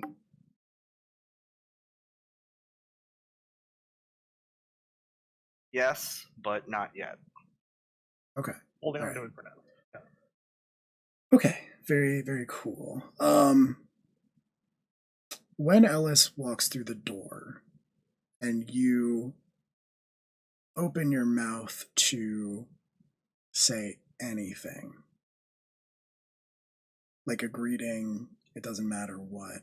Ellis, you walk through the door and you see Karis kind of like in that sort of relaxed meditation position, and Karis stands up, stretches, opens his mouth to say something to you, and then turns on his heel almost robotically and slams his head into the concrete wall of the Airbnb. And then does it again and again and again. I mean, Ellis would move and try and stop that. Like, yeah. Let's be clear. I'm not going to watch him do that more than once. It happens a few times before you were able to intervene. And Karis is in bad shape when you finally manage to pull him down and stop him. Basically, the second you touch him and restrain him, his body goes limp in your arms. He's unconscious and bleeding. His face is just a mess. Yeah, I'm going to call out for Maeve. Yeah, he's the best medical person we have available. He needs medical attention. Maeve, you come out of the room and you take one look at Karis, and you immediately recognize this is beyond your ability to help. Okay, to the hospital we go. Yeah, Karis is we have to deal with the doctor? No. And I think probably. I think we'll actually end on that scene of Karis's unconscious body lying there bleeding heavily from head wounds and crushed face, as broken teeth, really just the whole awful 9 yards, as Maeve rushes out and tries to help him, and Ellis kind of stands there looking baffled and sort of helpless. Yep. Well, thanks for tuning joyful... in. Yeah. Times with the Nephilim crew. Karis and Maeve have had an incredibly rough couple of hours. Session for those. Lucky. Mm. Ellis continues to be in his element. Ellis is thriving. Yeah. This is a stalwart man about town. Absolutely. All right. Well, on that note, we'll let everybody go. We went a little bit over our normal time, but not too far. So thank you all so much for joining us and for tuning in. Once again, if you like what you see here, we just ask that you throw a couple dollars towards the organization that we are benefiting. Right now, it is still the Children's Miracle Network through Extra Life. In case you weren't here at the beginning of the stream, there's the link. But yeah, if you followed, if you watched, if you hung out, if you donated to Rouge or any of the other people in our group, thank you so much. Or if you just gave in general, we really, really appreciate it. We will be back 2 Sundays from now. And yeah, if you want to keep up and learn about our scheduling, or if you want to follow our schedule or anything like that, be aware of any changes, you can follow us on Twitter. We are at LFT Apocalypse. Or you can join the Discord server, where we will also have notes. Thank you, Rouge, for posting that. But on that note, we will say good night. Say good night, everyone. Good night, everyone. Good night, everyone. Have a good one. Bye.